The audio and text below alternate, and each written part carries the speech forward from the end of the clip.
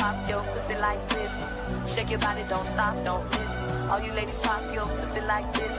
Shake your body, don't stop, don't miss. Just do it, do it, do it, do it, do it, do it, do it, do it, do it, do it, do it, do it now. Lick it good, suck this just like you should. Right now, lick it good, suck this just like you should. My neck, my back, lick my pussy and my crack. My neck.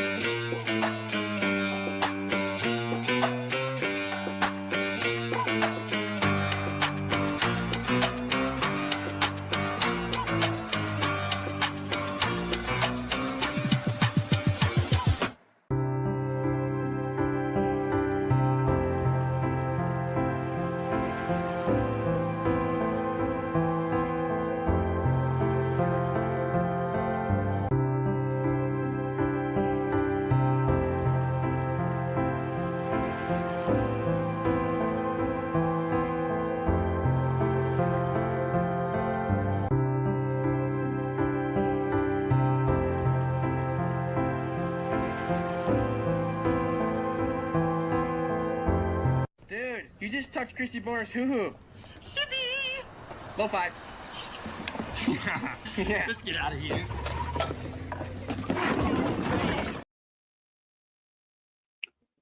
And away we go. Hi, everyone. I just thought I would start early because I think Peggy canceled and I'm not welcome on some other channels. So what the hell? I'll go live and yay, I'll give us a safe place to hang. All right. So what I was thinking of doing, if everyone's okay, I talked to Ted and I'm going to play my live stream, my first of the 3 live streams on his channel. And I don't show up until 10 minutes in. So I'll just start playing now. Is that okay? And yes. I'm here.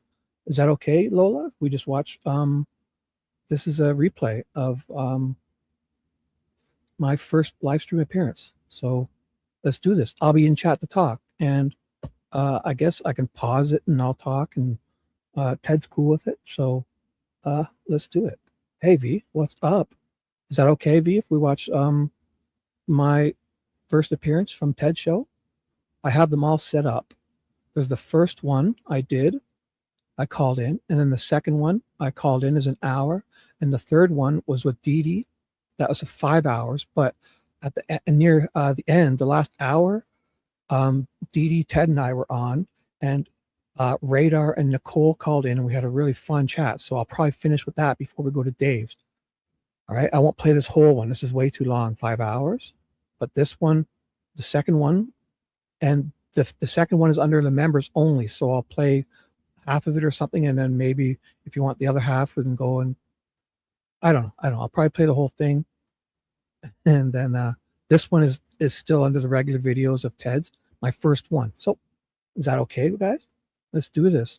And I mean, I can stop it and talk. I mean, we can do anything. It's Saturday night, and V is here. Oh my God, lovely V. And Deb, hello. Look at this, Deb. Hello. Where you been? And we got Mimi. Oh my goodness. And Lola, I saw Lola. Boom. And Jade. Hello, Jade. Welcome. Jade for UDL. Mhm. Awesome, Jade. Cool. Anybody else I miss? Oh, let's just do this. Hey, yourself. So I'm here. I'm just going to play. This is from, like I said, I'll put it on, I'll highlight it. This is this. My first replay from a couple days ago. What's today? Today's the 28th. So 5 days ago, I was called in the TED show. All right. I can skip ahead because I don't show up a bit, but it's interesting. Ted's great. Let's just watch this because I was watching Ted's stream and he fell asleep. So I came here. Let's do this.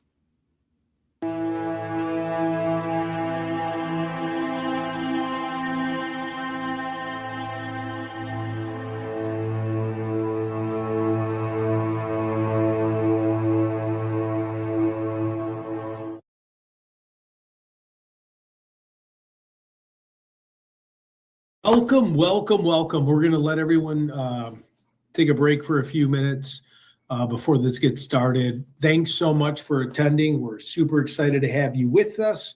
We had a long day. We had an extremely long day talking to GRL. Actually, my feet are a little bit cold. I had to get my dress socks back on. So we just got done doing an 8-hour live stream with JLR Investigates at the Nancy Guthrie's house. But we don't want to get our eyes off the prize in terms of this Delphi case. And my philosophy between getting more Nancy subscribers is because then we are going to, and I know I've said this before, we are going to then get them involved with Richard Allen. So the more eyes on this case, the more better. I know a lot of you told me I was just ending for this evening, but people wanted to call in, and I feel like we need to represent Delphi. Let me get this liked and subscribe thing off the screen. Let's give it just a second for people to come on in. 1 minute with me. Banners. How do we? I can't stand this like and subscribe thing. Will it hide if I go like that? Never hides.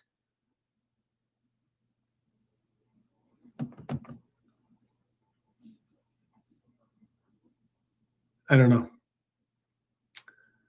Maybe it's under banners. I don't know what that gingerbread cookie's doing. Hold on, everybody.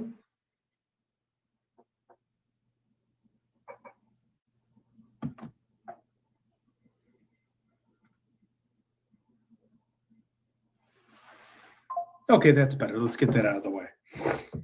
All right, so we're going to take a deep dive on Delphi. Let me put out the code.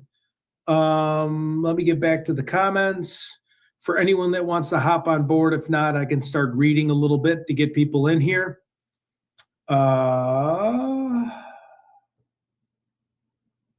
Invite a guest. Here's the guest link. Share your knowledge on Delphi and let's talk through it. Today was a busy day. I've been live streaming all day. Hold on a second. Here's if you wanted to stream in. Please be a member. I'm going to think about lowering the membership to 99 cents because we need to do donations for Richard Allen. We've been really light on the donations. I'm never going to beg for money, but if you think getting a 99-cent donation might help in the grand scheme of things, and if I can get 500 people to pay 99 cents, that'll move a little bit more. And if there's any suggestions, please email me at tedinvestigates@gmail.com. So if there's something you feel that maybe I could be better at, something that I could get more members or more people viewing, or if you're a video editor, graphic designer that wants to help out, I'm not opposed to paying you. The whole goal is to free Richard Allen, and it's going to get really, it's going to become a full court press here sooner or later. So anyways, hey, what's up, Hydro Quebec? Hey, Reby. Hey, everybody. Okay, so tonight, yeah, please hit the like. and subscribe. If you haven't subscribed to the channel, that's the most important thing. Let's see right now if I can view this. Let me just read until we get more and more people on that want to call in. And if you want to text me, because I won't be able to see while I'm reading, if people want to hop on, I just sent the link. Okay, so we have affidavit for search warrant. Carroll County Sheriff's Department Detective Tony Liggett swears or affirms that he believes and has good cause to believe the evidence related to the crime of murder in violation of IC 3542 II or 11 is located at the residence of Richard Allen, date of birth 9972, located at 1967 North Whiteman Drive. Remember, they had his name as Whiteman Drive before, in Delphi, Indiana, in Carroll County. Detective Liggett believes the evidence in the form of handgun, 50 caliber, which has nothing to do with the crime scene, the ammunition, knife, blue sweatshirt, jacket, black sweatshirt, jacket, all the different contradicting witness testimonies. I mean, it was just a damn shame. Electronic devices, cell phone with cell phone number, and any other phones by Richard M. Allen will be located on the property. The affidavit states as follows: that on Monday, February 13th at approximately 1:50 p.m., Abigail Williams, Liberty German, were dropped off by a family member at the Monon High Trail off of County Road 300 on Tuesday, February 14th, approximately 12:17 p.m. These girls were found deceased, and we do know that Ron Logan's phone was pinging about the time of the murder around 2:37 p.m. and then pinging again because he moved the girls. He received an incoming text message, and he was near the bodies, okay? Okay, so I'll keep going. The video depicts Abigail walking the Monon High Bridge toward Liberty German while a male subject, a dark jacket and jeans, walked behind her. Near the end of the video, the man is heard in the video telling the girls down the hill in Ron Logan's voice, though the end of the video, the man is heard in the video telling the girls down the hill. Through the end of the video, the man is heard in the video. I'm rereading the same thing 12 times. Sorry. Need bifocals. Through further investigation of the location of the bodies, investigators also located a 40 caliber trail. Okay, I want to walk everybody while everyone's getting prepared. I want to show something that I showed last night, and I don't think a lot of you were on. Bear with me here. We're going to show a pretty good in-depth of the trail and kind of walk through Abby and Libby and the stress she went through. So just give me a second. Thanks so much for watching. Please like, share, and subscribe.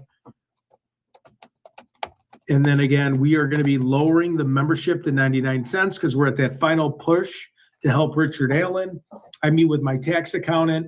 I haven't gotten paid from YouTube yet. We're definitely going to donate all the money, and then I'm going to see what tax return I have because we want to get a billboard in Oklahoma. Monon High Bridge walkthrough. Let's see if I can find this wonderful video. Okay, here it is. Just bear with me, everyone. Hold on, I got to pause it. I know I showed this the other night, but why not show it again as we're waiting for everyone to get on. What's up, sweet dude? Good to see you. Okay, so if anybody's new to the channel, I know a lot. I know what I love so much about this channel is the viewers are the most educated people on this case, and you have gave me the confidence like no other. I've learned more details, more granular details, more suspects, more things on how the case went than you could ever learn in mainstream media. I've always said from day one, I have a back seat to everyone with all your knowledge. But yeah, let's show people kind of the height of the bridge. And this way, I'm waiting for people to hop on. Okay, we can play this video. Oops, where'd it go now? All right, Can you guys see that video or no? Am I losing my mind? Hold on.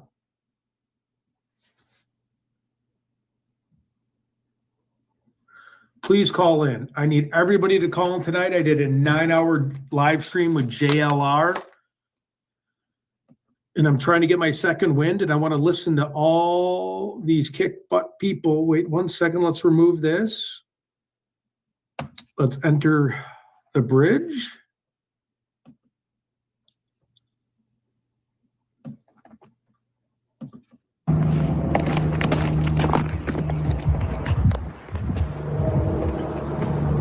Okay.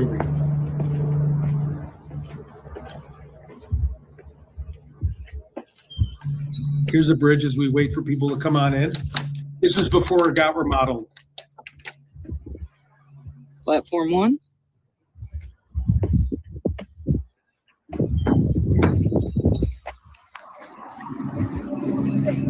Deer Creek. Girls were found over there. There's massive gaps in this 70-foot drop. Here's my favorite one yet. Now they've crossed the bridge a couple times. This is wild. They're all just falling apart. Yeah, it was 9 hours, Deb. 9 hours long, but we were able to get a lot of subscribers, and I was getting the subscribers for Richard Allen.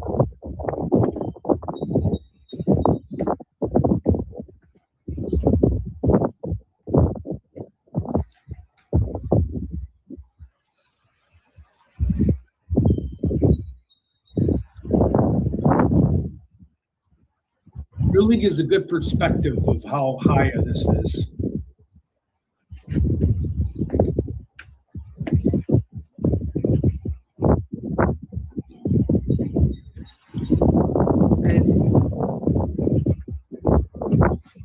Just every few feet they're missing.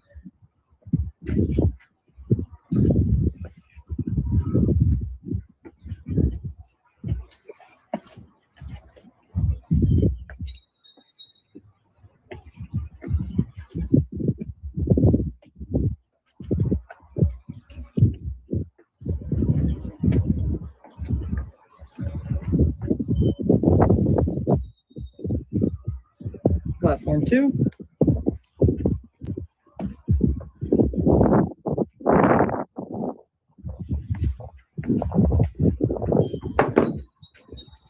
What's up, Phoenix?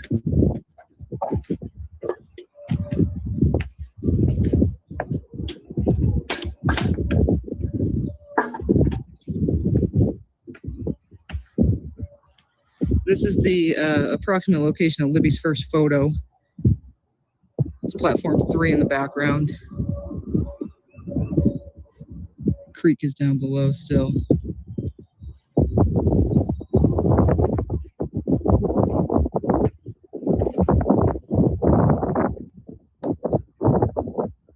Dude, that's too, I'm too like, hold on.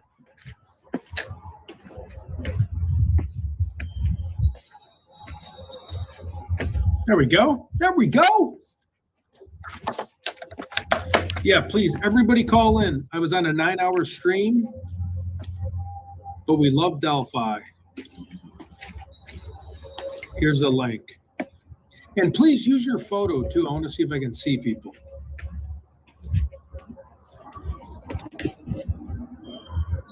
Platform 3. The second picture came from Libby standing. Please like, share, and subscribe. We need to get more people onto this live stream. We should really be hitting the 60 target. So if you could like it and then share it. We really, most live streams, when I was doing it consistently, hit about 60 people on. Yeah, I would be walking on my all fours trying to cross this bridge.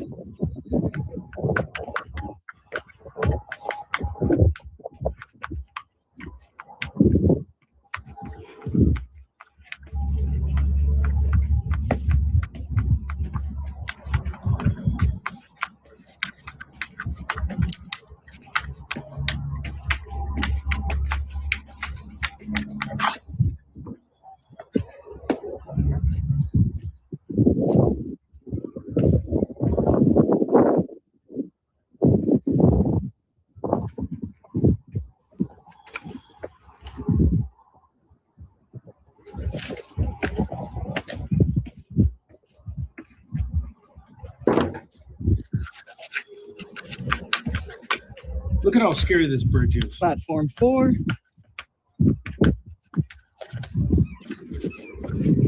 My least favorite trestle so far. I don't know if you can tell, but this is very squishy. Oh, I got something very That's a big interesting to read, everybody. I got from All right. one of my sources. I'm going to read it after this. It's pretty compelling, and I feel like I should get this information over to you.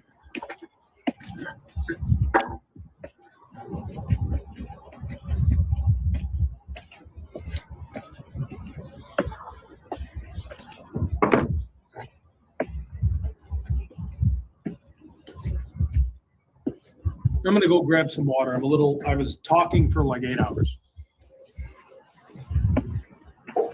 Hotel room.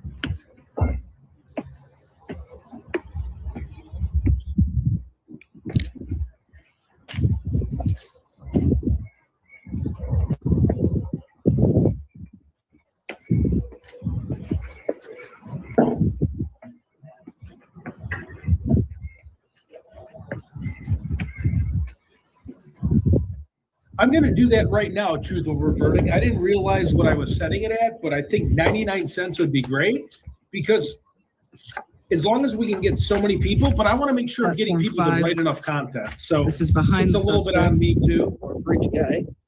I have to figure that out when we Libby stop was the brave live enough to stream take of tonight. him. I probably could She do it. took I that just don't want to video at the ruin end. this We thing. were almost there.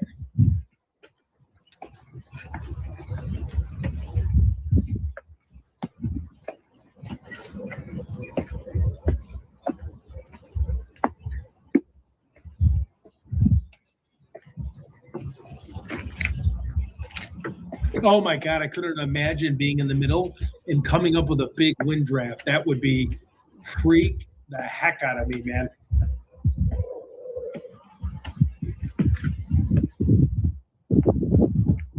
Same here, Dad. It was crazy.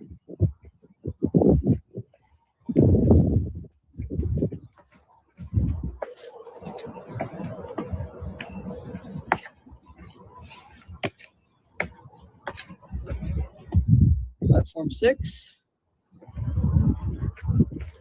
Approaching the end of the bridge. Ties get a little better. Walk quicker.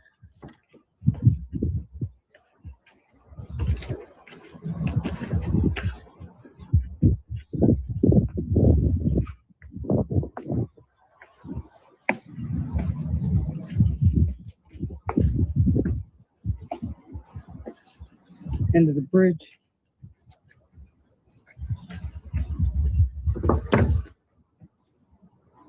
Weird tree creaking.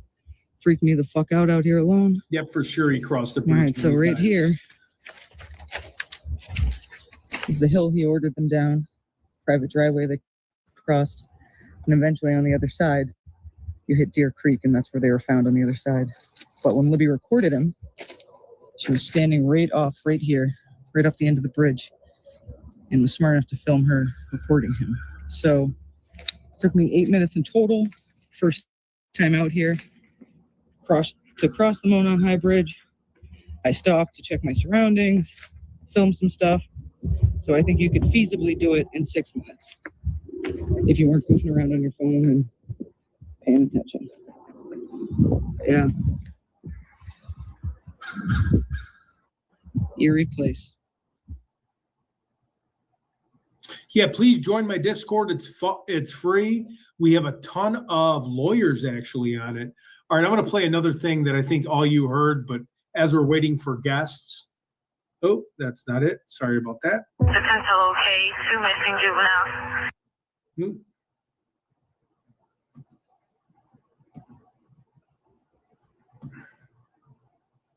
Give it 1 second. It's loading, everyone. Thanks for your patience.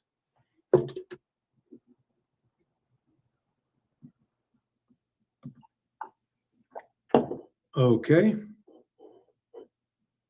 What's up, Deanna?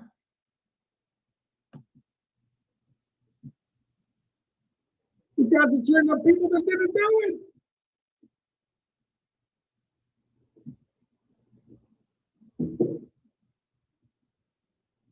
Hold on, it's coming up.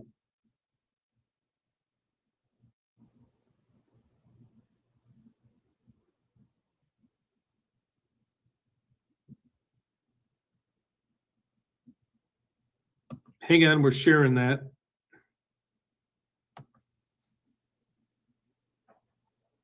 Oh, Shibby, you want to hop on? Okay, let's talk to Shibby first.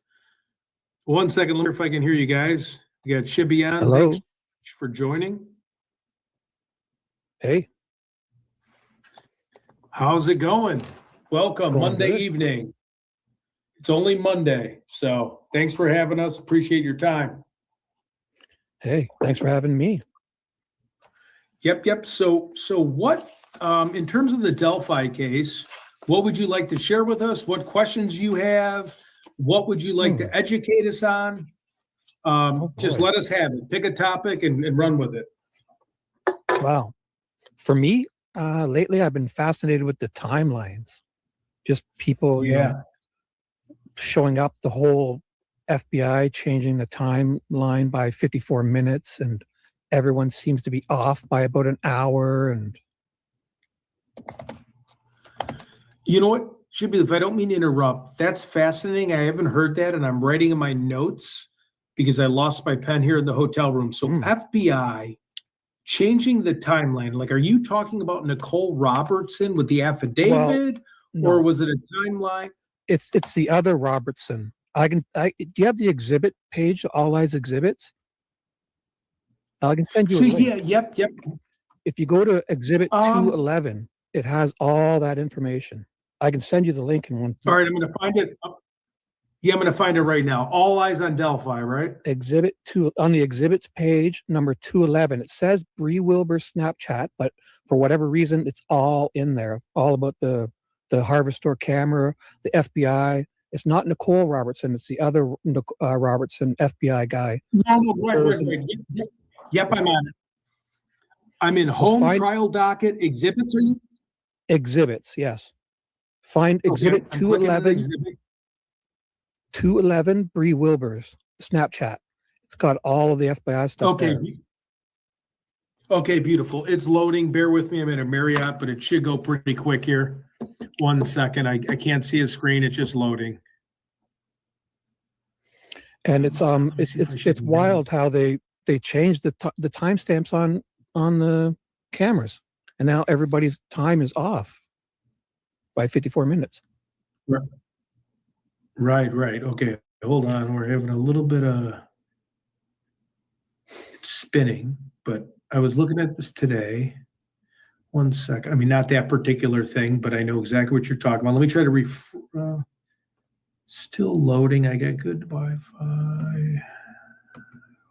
Let me try clicking on it again. Exhibits.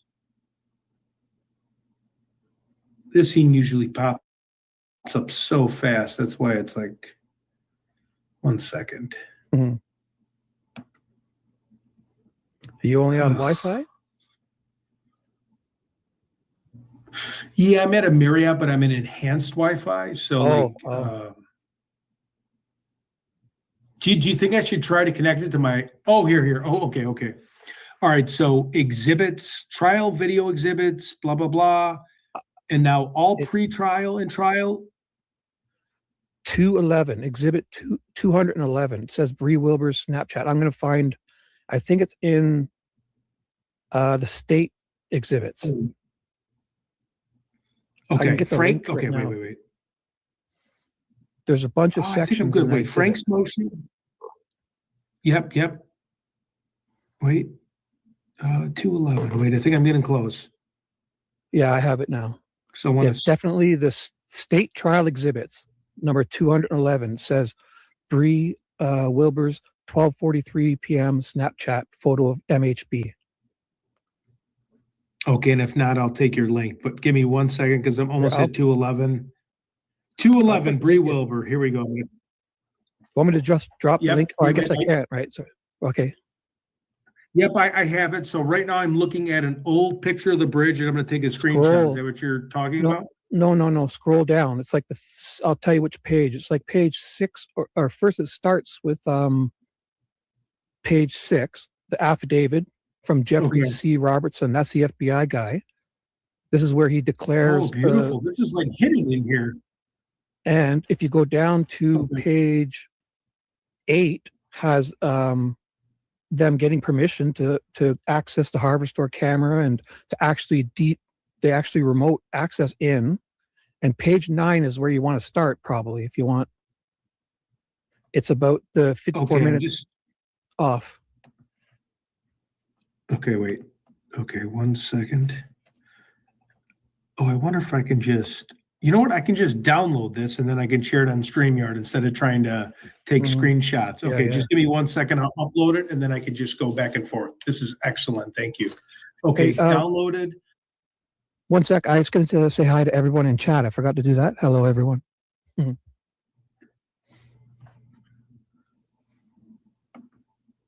Do I have the chat pulled up so they can see you? Let me see.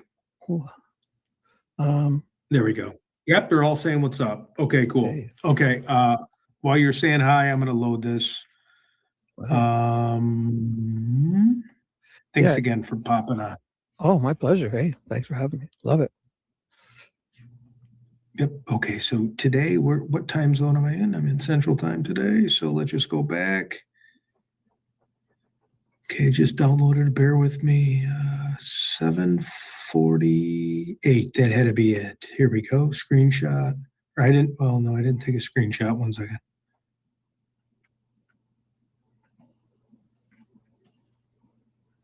Yeah, I think that's it. I think it just says that, right? So I usually would be better prepped, but I was doing that Nancy Guthrie thing all day, and then everyone's like, "Why don't we do a quick live stream?" So I'm literally trying to build a plane while flying it right now. Yeah, sometimes it works out best that way. Yeah, very true. Story of my life. Okay, is that ring a bell? Jeffrey C. Robertson. I'm gonna. Now the best part to start is page 9. Page 9. Okay, let me. Yep. 1 second. I just got to be able to switch these pages here. I was so good at it. Wait, let me minimize it. Oh, this is gold. Hold on. Oh my God.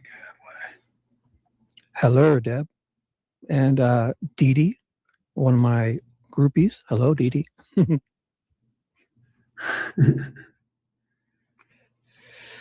Oh my God, I feel like I'm letting you down. I'm getting stage fright because I suck at computers. Wait 1 second. No, it's great. I can do it. Let me see.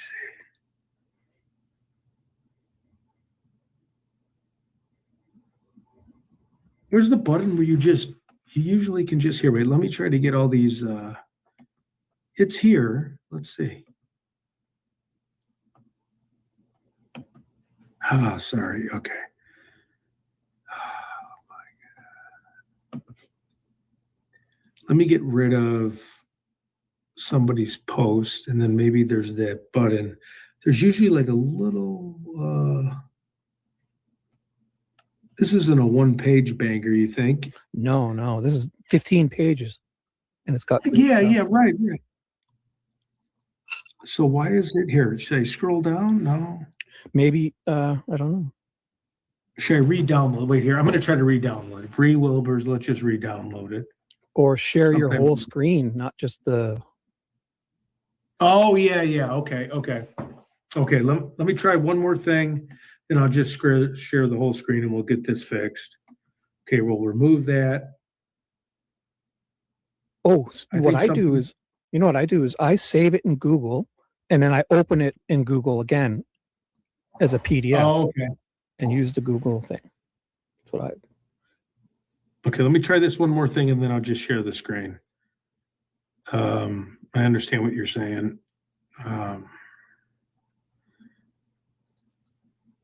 Where to go?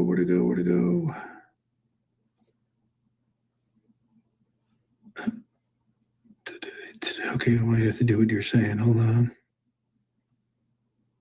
7:48. See that? Oh, here, wait. No.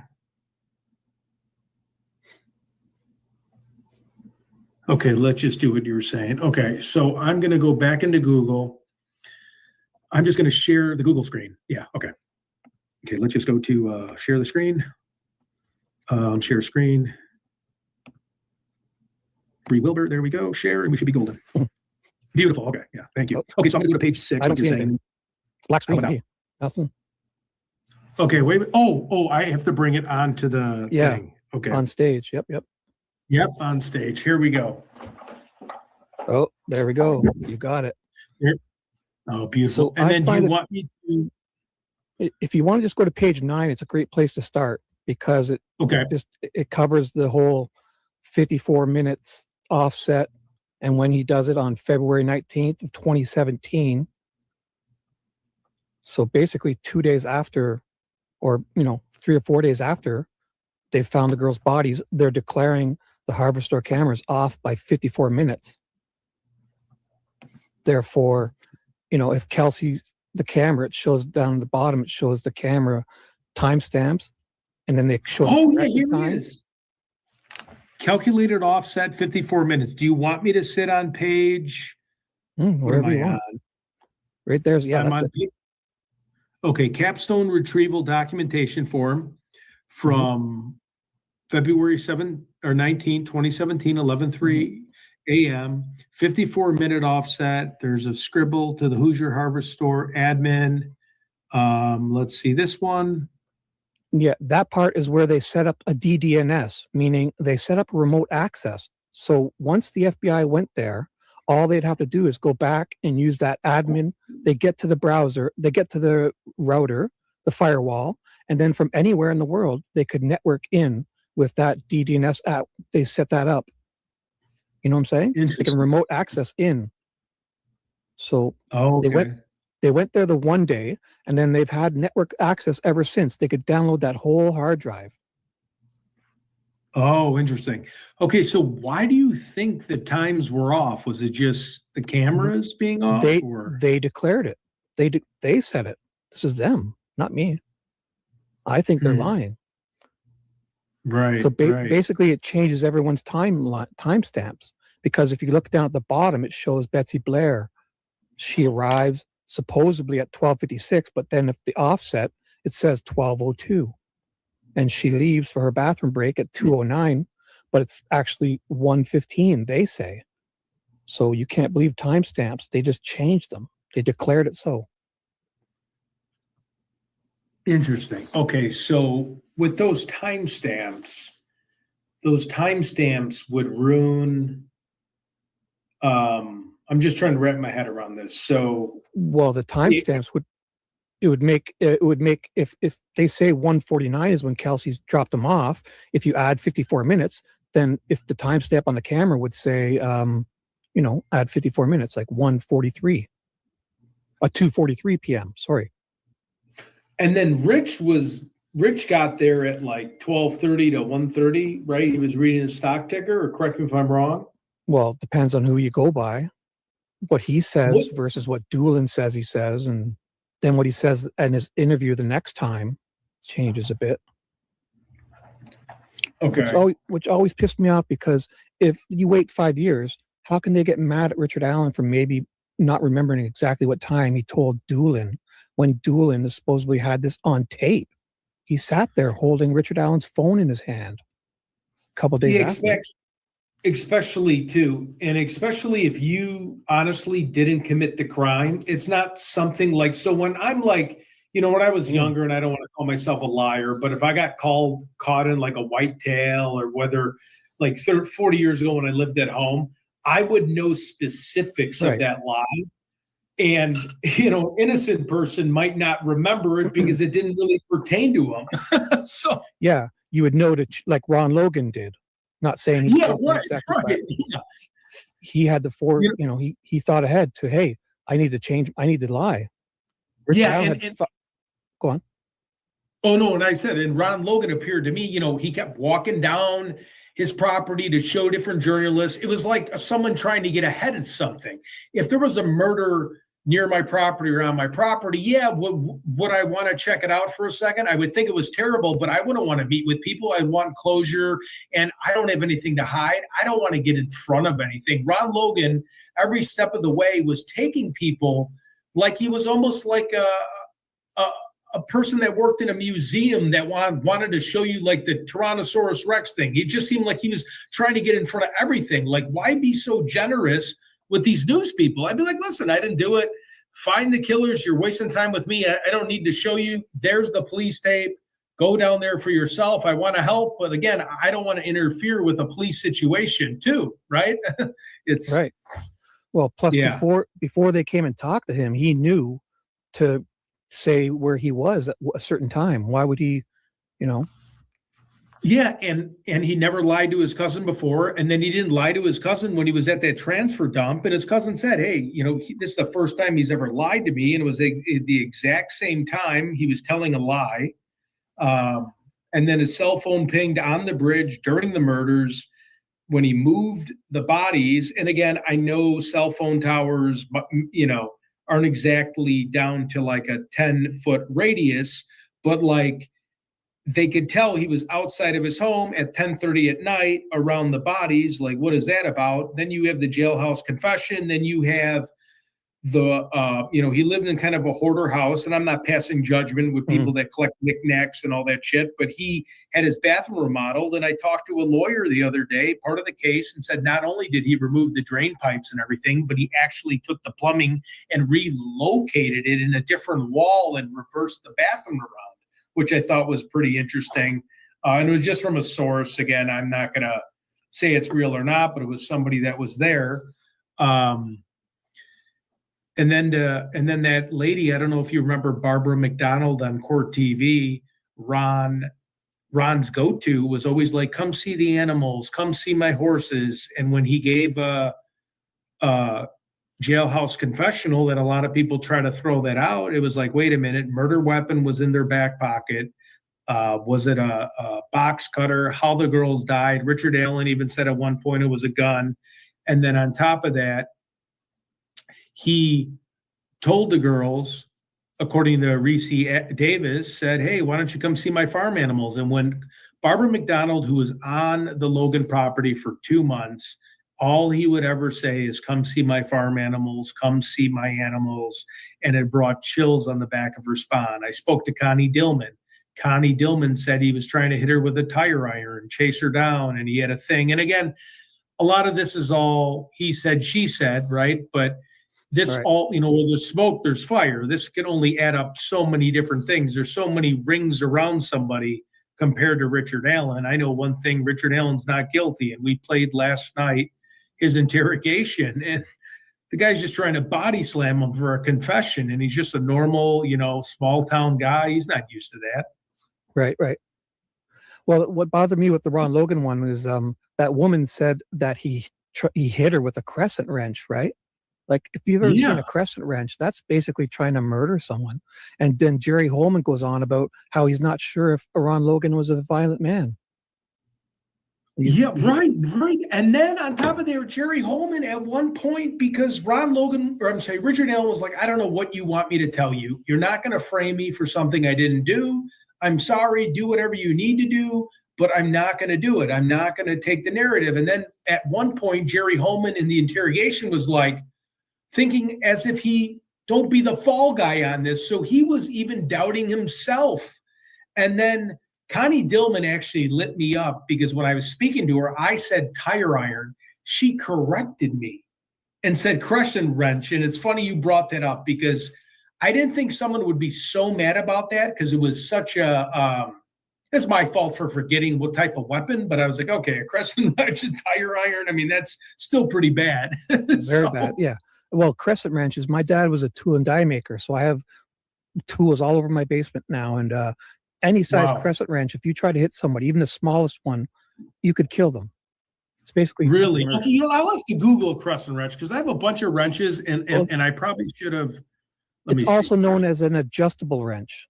It's one of those ones you just use your thumb to make a different size. Oh, okay. I got a bunch of those, and it was a pretty. Yeah. Oh, yeah, I'm looking at it now. Yeah, I have these in my garage. You totally would kill somebody if you swing that. Mm-hmm. And I have some that are huge, too. I mean. Huge, yeah. Big, major ones. I have ex-father-in-law that does a lot of plumbing, and he uses that, and that thing weighs 15 pounds. I mean, you hit somebody, they're done. Oh man, this is great. So wait, I'm just going to go down for a minute. You know, you also stepped on with Ron Logan's at the dump. Tony Liggett and his PCA declared his timestamp was off by 30-something minutes or whatever too. How did they just change the time? Yeah, you didn't know that? You know, I feel God. So we've been looking at this case so much. I just there's so many rabbit holes that I just didn't. I read a lot about Tony Liggett. I read about a lot about how they dropped the ball, but I didn't realize the time was off there too. Let me put that in my notes. Actually, just give me a second. I can't find my pen, and of course, I'm in a hotel room. So Tony Liggett's time was off. Well, he declared Ron Logan's time off at the dump on the video in his. So you know the murder sheet leaked that probable cause affidavit of Ron Logan's? Yep, I have that. If you find that on the very last 2 pages, it has Liggett going on about the timestamps were wrong, and he declared he changed them. You know, he changed them by 20 to 30 minutes. Oh my God. That's absolutely insane. Now, I mean, that was the first thing I did was read the Ron Logan probable cause affidavit. And when you had so many different coincidences that came about during that day, from the false alibi to the saying, oh, I'm on a suspended driver's license, to a person who didn't lie about the transfer station. The FBI in week 1 said it determines 99% when you're lying about a crime that hasn't been discovered, that is pretty much the perpetrator of the crime. And then he's on the bridge, as long as the times add up. He's on the Monon High Bridge. He had a thing for younger girls, the jailhouse confession, the remodeling the plumbing, 31 days before the FBI got the search warrant. He's had a temper, and then even his down the hill video that we played, and the way he looked on the bridge. Connie Dillman said before she even knew about the murder, she goes, that's Ron on the bridge. I mean, if you look at his torso down to his chest and you measured it, and again, I don't want to speculate here, but when I watch a lot of YouTubers that have these digital imaging, creative, editing things, it looks pretty darn good. And the way he walks, the way his legs are curved in, the way he keeps his right, almost looks like he has scoliosis with his right shoulder because he hasn't been to a chiropractor. Like, you can just keeps his hand in his pocket. So for me, the bridge guy video, I would look at the hat. You can almost see that brown hat. The hat, yeah. And then also, what about the hold on, let me just tell Jonathan thanks. What about the same, and again, I could be off base, it could be completely different, but like day 2 or 3 on the interview, he's wearing the same clothes with that same hat. Yeah. I think that's probably before he knew there was a video out, right? Maybe 100%. It's so funny you said that, and I know, I don't mean to just take credit, because I know a lot of our viewers do, but I remember thinking, okay, you have a 75-year-old man. I try to think of my parents, right? Actually, my parents are pretty good now with iPhones, but back then in 2017, technology wasn't what it was. You could totally see a guy not seeing that someone's recording him. You know what I mean? Like, you can't see, you're walking up, your vision, you know what I mean? He had to know there was no video, because he showed up with the exact outfit on. I mean, I would bet my life.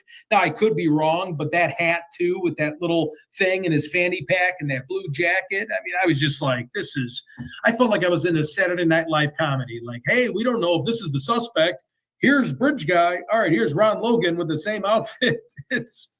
Now, there's one thing I don't like about the Ron Logan scenario is I don't think he would, a savvy guy like him would be silly enough to leave bodies on his own property. So I think if it was him, he would have been set up to something like that. Yeah, I do think maybe there'd be other people involved that would help him, because I know about the whole ring, about the child porn ring, and then Holder and Logan and Elvis Field. Like, there are more to the story. And Keegan Kline, the coincidence of him messaging the girls the day of the murder, and he's a child molester. So there is a deeper dive, 100% I agree on. It's just tough for me to really figure it out when I'm not a cop and I don't have those type of evidence. Yeah.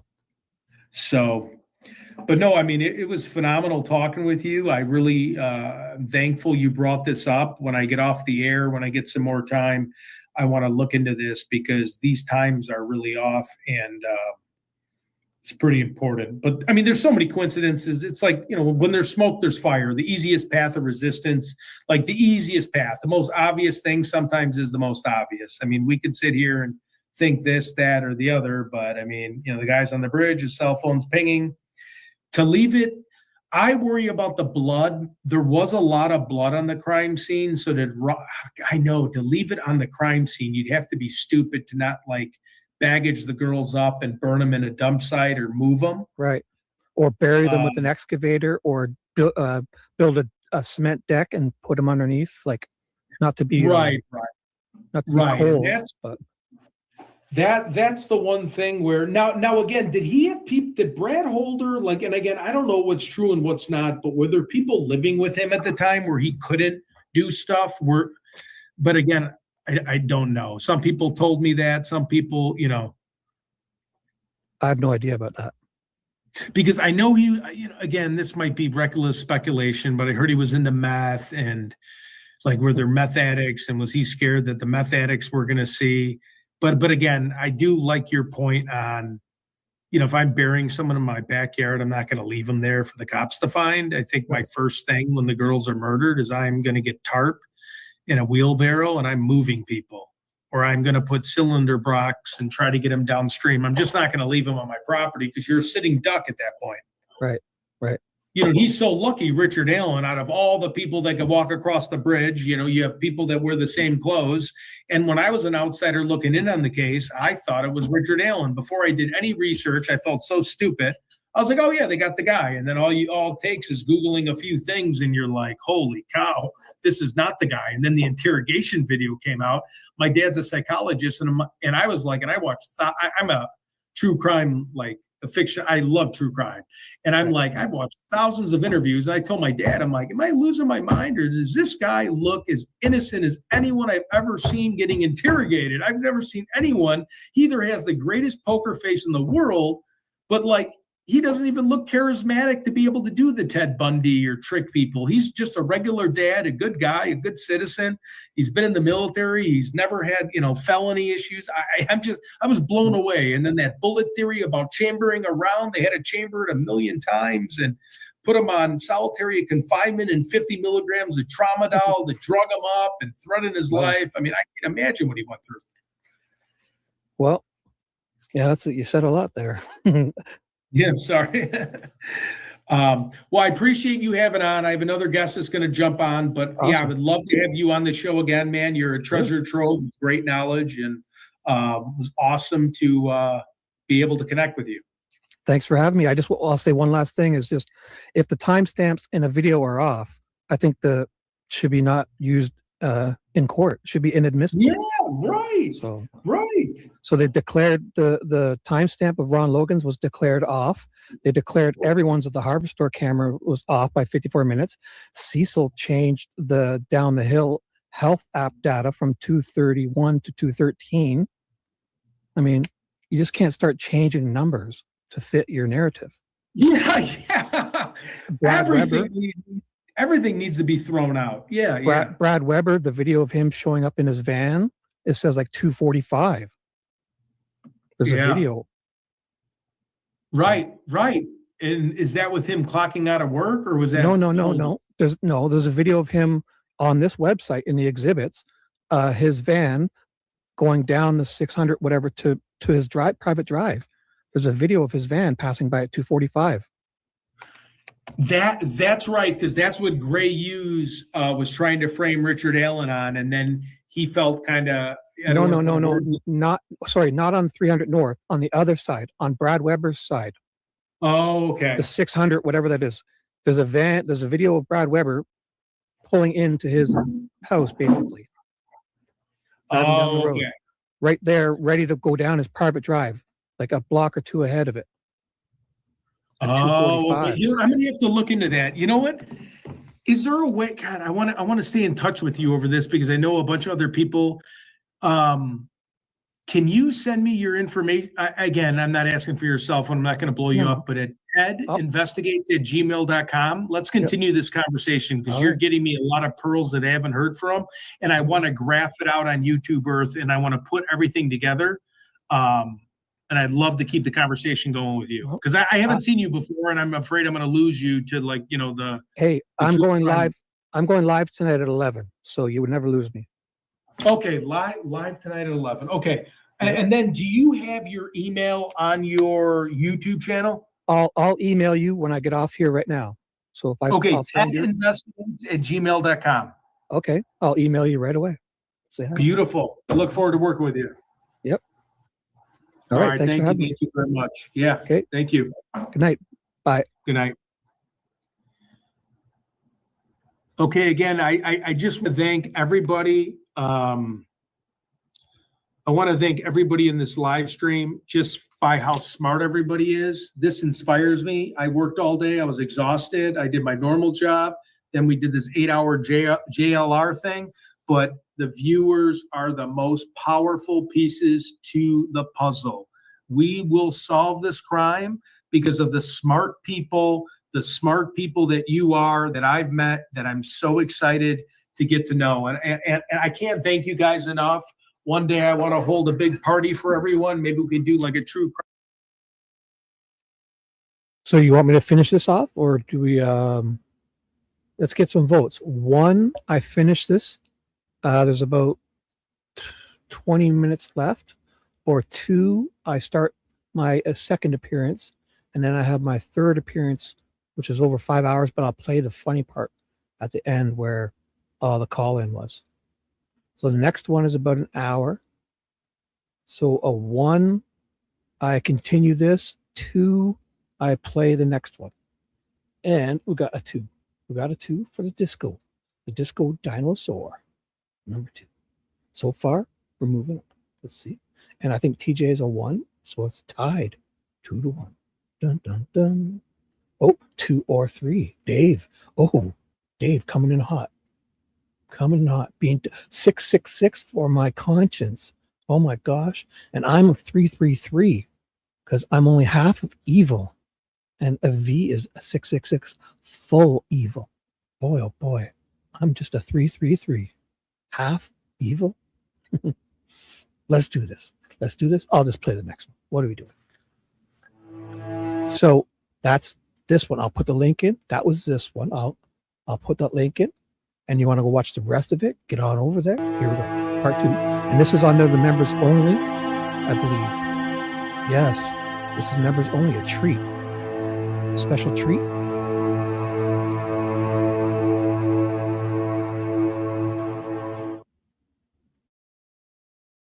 All right, Delphi people. Thanks for hopping on board. This is Ted Investigates. Shibby was going to join a little bit earlier. He had something come up. A lot of people wanted me to live stream now, so happy everyone could attend. We had a 12-hour day with we had a 12-hour day going over the JLR case. But I wanted to go over some things, and I wanted to type it on my computer. We're kind of doing a state of the, hey, Monday, are you going to hop on? Here, I'm going to send the link. I kind of got a little bit discombobulated because of the fact that I had a guest coming on, and then he wasn't going to come on. But he gave me a lot of good information. Hopefully he can come on. So we're just going to start right from there. I had a long 12-hour day doing the JLR.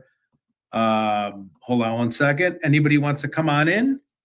We'll break down Richard Allen. We'll break down some of the different things, and we'll go from there. Okay, so this is some of the notes. 1 second. All right, so this is some of the things that I received. 1 second.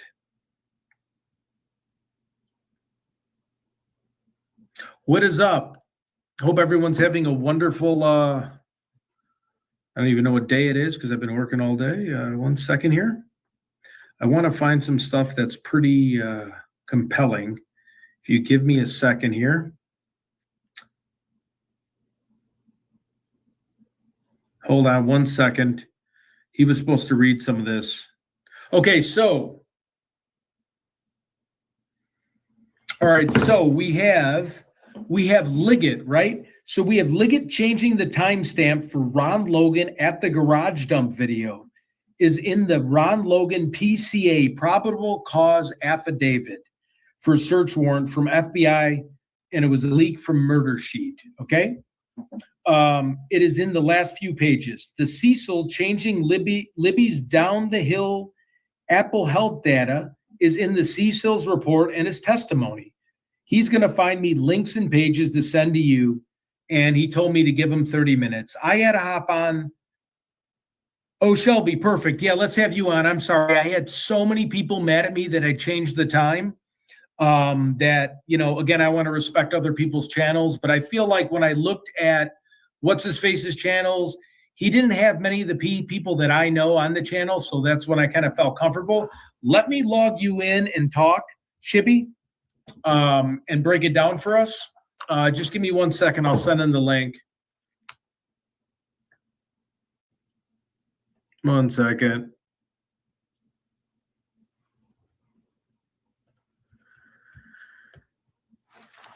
Okay, how do I get on? Let me do it.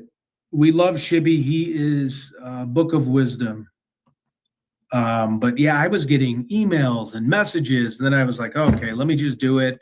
And then I went to Rick's page, and I didn't notice a lot of the people on his channel that are on my channel. So then I kind of just rolled the dice. I'm like, I don't think I'm taking anybody from his channel.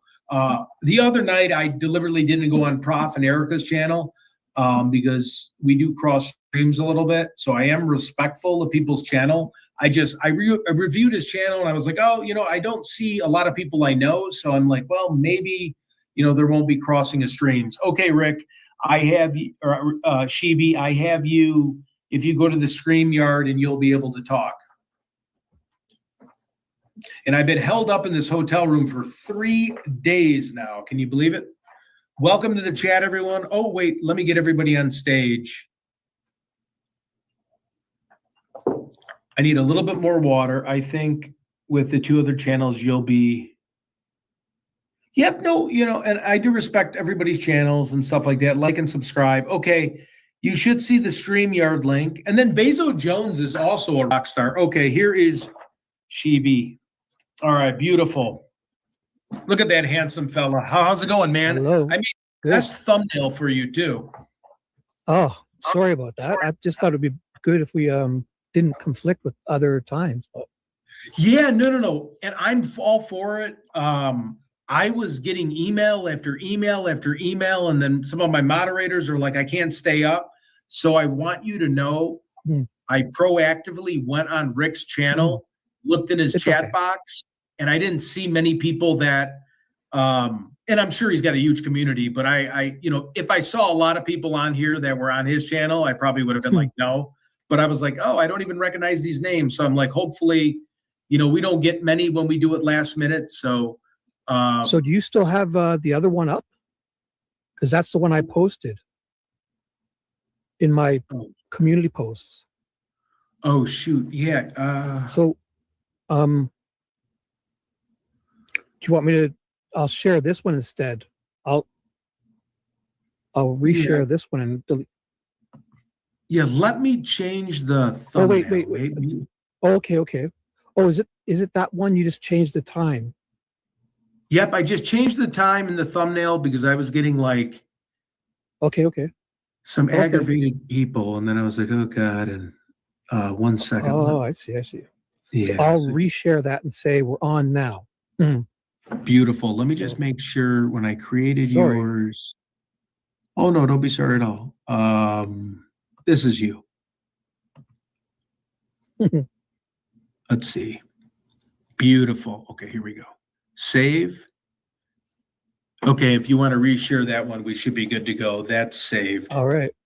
You watch the Shibby bump is coming soon. Watch this. 1,000 people are going to show up. Nice. I'm just going to put we're on now. I command you to all to come. That's great. Awesome. So good deal. I was reading a little bit on what you told me because it was really beneficial. So if I may read a few points again, or if you wanted to read it, whatever you want to do. Yeah. Do you have that? Do you have it up, or do you want to? Which one do you want to do first? I'm fascinated by the just Liggett changing that timestamp on Ron Logan would be a good one to start with. Yeah. So that's what I was reading. So Liggett changing the timestamp for Ron Logan at the garbage dump video is in the Ron Logan probable cause affidavit for search warrant for the FBI that, Murder Sheet is the one with the probable cause leak, or not leak, they released it. And it's the last few pages. So if you'd like me to, I think I have that on my Canva, if you want me to pull that up, or if you can speak on it, whatever you'd like. I'm pretty sure I have it in my Canva. Well, he declares it off by 26 minutes. Therefore, it changes Ron Logan's, times, which is really strange how you can just declare timestamps. Like, shouldn't that make the evidence inadmissible if it's not correct? 100%. And then do you think he just arbitrarily just looked at everybody and said, no, that time is off? Or do you think he went back and changed it? I guess when you're the sergeant, it doesn't matter either way. Whatever he says kind of goes. That's a great point, because at least the FBI says why they did it, because the time, the central time was off by 54 minutes. So, but I don't know if Liggett even says it, why he did it. Wow. Interesting. So, yeah, he just declared it. And then I'm trying to wrap my head around, okay, so we have the false alibi when Ron went to the aquarium store, but he went to before, so that was the first time he lied to his cousin, and then, because his cousin said that, and then he went to the transfer station around noon, right? Or 11 or noon, or was that? Oh, geez. I don't know the exact times. Here, let me, as you keep talking, I have, so when I was new to this case, it was the funniest thing, because I was like, I just read Nicole Robertson's probable cause affidavit, and I was just like, all right, this is someone that's been in FBI for like 15 years and local law enforcement, and her first line, or maybe her first paragraph, was like, yeah, when someone's giving a false alibi before a crime has been discovered, right, they're like 99.9% the perpetrator, which, you don't have to be a rocket science to like understand that. Let me see. If you want to just you can put that link in chat, the one I emailed you. Okay. That has, if people want to look at the Ron Logan warrant, search warrant. Oh, yeah. I would love that. I'd love to read that. Okay. Just give me 1 second. I updated my phone, and I have, it's like backwards threads. 1 second. That's awesome. Okay, 1 second. I just got to click through. Okay, 13. Oh, yeah, here it is. Okay. Affidavit, search warrant. Here it is. Okay, beautiful. Do you want to resend that one with all the links? No. I found it. I'm going to add it on my Google chat box, and then we'll be able to pull it from there. 1 second. Oops, I'm sorry. Let's see. You know what? Also, I forgot to say hi to everyone. Hello, everyone. What is up, everyone? We're super happy. I've heard a lot of good things, and you were on the show a few days ago, and I was like, who is this really bright guy that knows his stuff? And that's when I was talking to some other people that I know, and I'm like, God, I would love to get him on. Give me 1 second. Rebby, your mods, Dee Dee, and whoever else there, I know them pretty good. So. Yep. That's what they were saying. Okay, I just posted it. Let's see if I can rub two brain cells together and figure out how to link it. Do I need to post it? Wait. No. There it is right there, right? It says, all eyes on Delphi. Oh, no, that's Rick Allen. Okay, wait. Oh. It's, yeah, that's not it. Ron Logan's is, Did I not put that one on there? No, you did. You did. I think I clicked it wrong. Wait 1 second. Oh, yes, the very first link. It's affidavit yeah. search warrant for Ron Logan is here. Yeah. And I click it. I clicked the very first. Okay, the affidavit search warrant. Oh, Ron sorry. It sends me to the here. I'll get you the. You have to just scroll down to I'll show you where it is. S, Exhibit S, because does it send you to the out? I might not have put the full link in. So go to the exhibits page and scroll down to the pre-trial section. Exhibit S, the letter S. Okay. Affidavit search warrant for Ron Logan with murder sheets logo watermark all over it. Mhm. Okay, wait 1 second. I think here it is. It's in the first one, the pre-trial, all pre-trial and trial exhibits.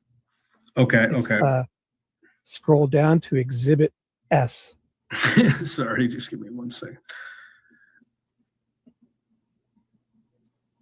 Okay, so I have the pre-trial exhibits. Okay, there we go. Okay, scroll down to Exhibit S. Okay, here we go. Beautiful. And then I'm going to, I guess I can copy this. No, just click that link. Click the letter S, and it'll open up. Yep, it opened up. And do you want me to read it or do you want me to put it on the screen? Oh, it's up to you. It's up to you. I can read it. I have mine up. Okay. If you want to read it or I can read it, whatever you'd like to do. Well, basically, the part is it's number 17 of that Logan search warrant. It says this: Leo's learned that Logan had driven on February 13th, 2017, to the transfer station in Delphi, Indiana, to drop off trash. Video from the transfer station shows Logan driving his white Ford pickup truck between 11:27 a.m. and 11:32 a.m. The video from the transfer station appears to be off by 26 minutes, putting Logan at the transfer station from approximately 11:53 a.m. to 11:58 a.m. That's it. Oh, okay. Wait. If you can say that one more time, I just want to, of course, I'm in a hotel room. Okay. Yeah, I'll read that again. Yeah, but I'll put it in my notes just so I have it. Okay, go ahead. Want me to do the whole paragraph? Yeah, especially like the Okay. times. Yep. So number 17 of that Ron Logan PCA, it's like they have numbers. It's called the backgrounds or something. Number Okay. 17 says this: Leo's learned that Logan had driven on February 13th, 2017 to the transfer station in Delphi, Indiana to drop off trash. Video from the transfer station shows Logan driving his white Ford pickup truck between 11:27 a.m. and 11:32 a.m. So those are the video times on the video.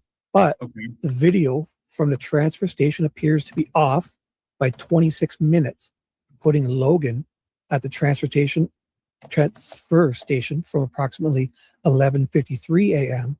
to 11:58 a.m. Oh, So basically, the video has a timestamp 11:27 to 11:32 a.m.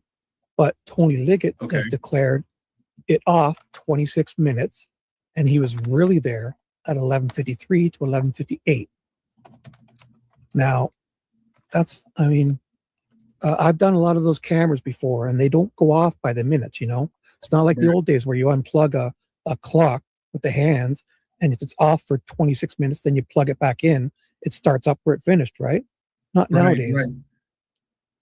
Those cameras get their time from the servers, the routers, the IPs, the internet. So if anything, they'll be off exactly 1 hour or 2 hours if they're in the wrong time zone. They're never, ever, ever off by the minute, ever. Wow. And just so I'm wrapping my head around this, Liggett did this to place him. Well, If the you could- next line has it. The next bunch have all about his alibi, so it's obviously. I don't know why he would do that. Right. I mean, does it help? Does it help Liggett? Because the next line, it says Logan did not ask to provide an alibi for his drive to the transfer station on the 13th. Only asked to provide an alibi for a trip that he asked his cousin. They got it blacked out. So Logan did not ask his cousin, whatever the name is, to provide him an alibi for his drive to the transfer station. For the transfer station, but he did for the aquarium. Right, yeah. He only asked to provide an alibi for a trip that would have occurred at the time of the apparent abduction of Libby and Abby. Yeah. But you know what? If Logan was really there at the other time, he could have possibly been back, right? Mm-hmm. I don't get it. So yeah, that's so what is your opinion on so like Ron Logan, right? And again, I've never had a conversation with you on if you think he's bridge guy or not, but right. Let's just assume he is for a second. And when you look at that video of Abby and Libby, the one that came out, the 40-second video, not just the bridge guy, what it looks to me, and I would say 50-50, where it looks like maybe he, and I get a lot of online people disagreeing with me because maybe I have my north and south boundaries wrong. But from me, and again, this isn't a fact, this isn't gospel, but because he's an older man, but he walked really good, right? You saw him walk down the hills. He's showing news reporters how to get places. But for some reason, and maybe I'm completely off base here, but when Abby, that last photo of Abby, she had a face like, is that him again? Or no, I could be wrong, but is he there? Do you think, and again, I'm not asking you for 100%. I just want to know your opinion. Do you think he could have walked from his house on the trail past the girls and then turned around, and maybe that's why Libby was like, oh shit, is that, or not oh shit, but is he really behind us again? Is he coming back towards us? Or do you think it was more he started at that side and was kind of racing towards them? If it were him, what I would do if I were, as once somebody steps on that bridge, you've got him, right? So if he, how there's on the north side where you step onto the bridge, you can go to the left and walk straight down to the crime scene, right? He could have been waiting. Go on. Sorry, go ahead. That's where I'm forgetting. I keep thinking because I've seen the layout of his house on Google Maps, and not to interrupt, I keep thinking he's coming from the south. The north is the front of the Monon High, so that's reverse. Ron is on the north side of the creek. Weber's on the south side. Okay. The bridge, where you get on the bridge, is the north side. Weber's, where they got down the hill, is the south side. And then that makes it, obviously, there's a west where the stuff was found, some of the stuff at the beginning on the west side. And the east side is where the bodies were found and the rest of the stuff in the shirt in the creek. Okay, so I'm understanding you correctly, and I've seen the crime scene. I've seen walking down the hill. I've even heard Ron Logan in an interview talking to a journalist by just explaining. He actually said down the hill. Right. Now, if you want an easy way for everybody, it took me years to figure this out. So basically, if you picture the bridge, you step on the north side. You cross to Weber's side is the south side. But did he live by Weber or no? No, he lived across the creek on the north side beside the cemetery, Ron Logan. Okay, I'm going to write this down because I saw him on Google Maps. I'm just bad with the compass. Okay, so let me just write this down because, of course, I'm at a Marriott with no pens, and I'm a sales guy, go figure, with no pens. Ron Logan was on the north side. Sorry, this is just for my own way to. Brad Weber was on the south of the side creek. Of the creek, of your creek. Yeah, so basically Logan is east of the bridge, but he's on the north side because the creek splits. The north side to the south side, basically, is what they say. Even though it curves a bit to different angles, different directions. So do you think Ron? So the north side is what had the path for the girls to walk down. No. The south side would be. That's the down the hill is the south side. Oh, I'm okay. talking about before you get on the bridge, you could go down to the left to get to the crime scene. You know what I'm saying?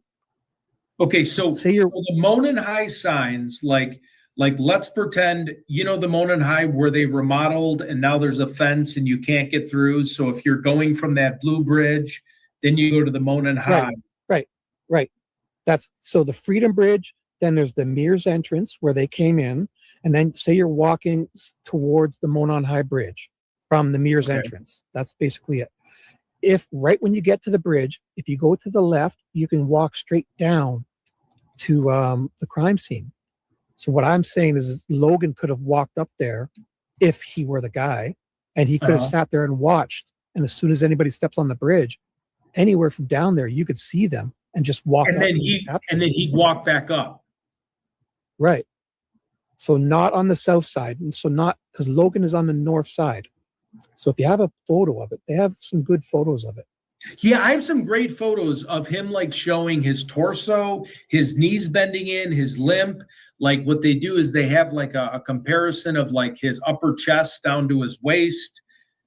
There's a few websites that I don't know how accurate, but they show the height where it's definitely not like a guy who's 5'4" like Richard Allen when you definitely not. You know, tell the tree line. And then my only thing, God, and this is why there's so many twists and turns to this. So Logan could have been hiding out on the north side before they get on the bridge. And then coming up and then following them to the south side. And then that's where Abby and Libby are like, oh shit, it's that guy again. Because I'm sure, you know, we didn't see all the video. I'm sure he might have said, hey girls, or he could have said some other things outside of down the hill. He could have been talking to him a little bit. Or maybe not. But like the Trussels, like when you walked on that bridge, and I'm scared of heights, and Ron's not, right? He lived there. He walked good. He had a military background. But like when you look down, I mean, that's a 60-foot drop on some of those railroad Trussels. Yes, for sure. I mean, you know, when you're young, I could see myself 14, 15 with my buddies just like flying across there thinking you're invisible. But right now, I think riding a bike on all fours walking. I think we'd be riding our BMX bikes across and stopping to throw TVs off the edge and climbing down the side of it if I was a kid there. Yeah, right. And now I'm like, I don't know if I could take a few steps. And I watch some videos and everyone's holding hands and I'm like, oh man. Okay, so what are your thoughts? So this is why the case just intrigued me. So back when I was in Chicago, like, I mean, billboards were everywhere. Bridge guy was like, if you traveled the south side all the way to like the north side, you had bridge guy every 10 miles from like south side of Chicago all the way to the north side where the Cubs play. And then the suburbs, you might have one or two. And like, I remember being younger, that photo just like scared you, like, whoa, like, who is this? If you find information, and that photo was up there for years. I'm talking about that billboard went through bad weather, lost the paint. I mean, that thing never moved. And from an outsider looking in, when they got Richard Allen, I was like, oh, that's Richard Allen. Like, I didn't know anything about the case. I'm like, okay, that looks like the guy. That's him without like looking at height, looking at,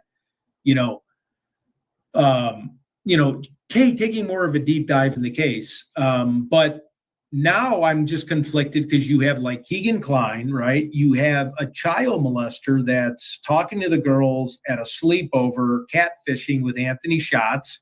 You had rumors, was Brad Holder living with Ron Logan? I know the son was dating Abby. Well, yeah, I don't know if he was living with him, but okay. Holder to me has way more links than Richard Allen ever could. Oh, yeah. I think Richard Allen, if I was corrupt and had to frame somebody, Richard Allen would be the last on my list to like frame and try to get a conviction. And then did you hear the rumors about now again, this is Reddit pages, but Logan got Abby pregnant, or is that hogwash? I don't know about that. Okay. Again, we'll never know because they're pretty light. We don't get the ME results and the report, right? Autopsy report. We don't even know a time of death. How are we going to know if she's pregnant or not? Right. And then what about Elvis Fields?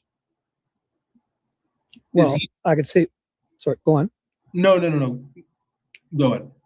For Elvis Fields, he is actually more than Brad Holder, in my opinion, because I don't know if when I read his testimony, as deposition and testimonies, 8 cops from Unified Command got into a van and drove to Elvis Fields' sister's house to interview the 4 people in his family at one time.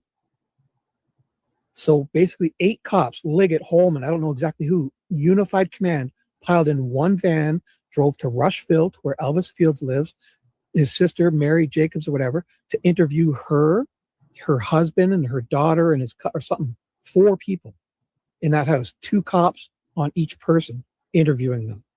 Elvis Fields, Mary Jacobs also was, Purdy and Murphy asked Mary Jacobs to try and set, you know how you try to call somebody and get them on recording? Yeah. They tried doing that with Elvis, but she kind of screwed it up. They wanted him to admit it on the state, you know, on tape recording. Also, Mary Jacobs, Holman said that Mary Jacobs was crazy, let's say, out of it, because she had pill bottles all over her place, right? Yeah. Purdy said that, or Murphy said that, but Murphy and Purdy put her in a car, thought she was talking very sensible. They took her to the lie detector, to the police station. That's when Stephanie Thompson gave her the lie detector. The lie detector? Yeah. Mary Jacobs is Elvis' sister. So these are all the things that, and also Elvis told Murphy that he spit on the girl. Spit on their face. He said that to a cop, right? And Elvis also looks like the Therese Liebert sketch. If you see the bags under his eyes. Yeah. And then then back to his,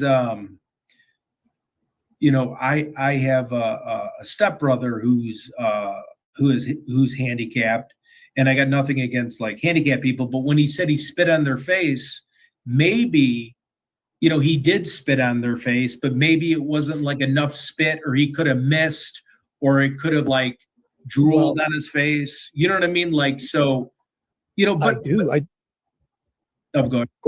I have one thing to say about that is it doesn't even matter if they could get DNA or not.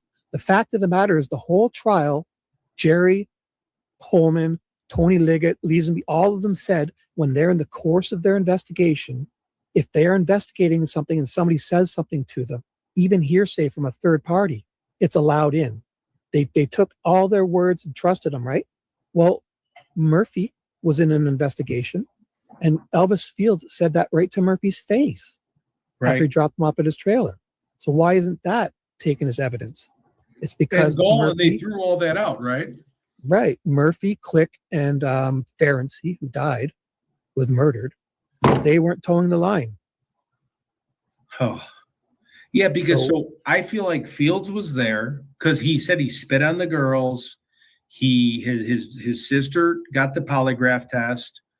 And then you have Logan, and then there's a person. Are you into like Brad? Is it Brad Holder? We have Logan Holder, Tony Klein, Keegan. I mean, it just keeps going. For me, the next person would be Holder. Now I got a couple of things I can say on that. Now, okay. Brad Holder, easily, I think anybody could be BG, right? He's like a 5'10". Right. Even Mike Patty, and I'm not accusing him, but I'm saying everyone looks like Bridge guy. Yeah, right. Now, so let's stick with Brad Holder. So first of all, with Elvis Fields, there's one last thing. He also wanted to give to his other sister, wanted to give away a bunch of clothing, a blue jacket and all that. Oh. So, and she said that to Murphy, who's a cop. So none of this can be put in because they don't like that information when, so that's just to finish Elvis off. Okay, wait, I'm just jotting this down because this is gold. And I know I've read it, but it's better for me to just put on notes.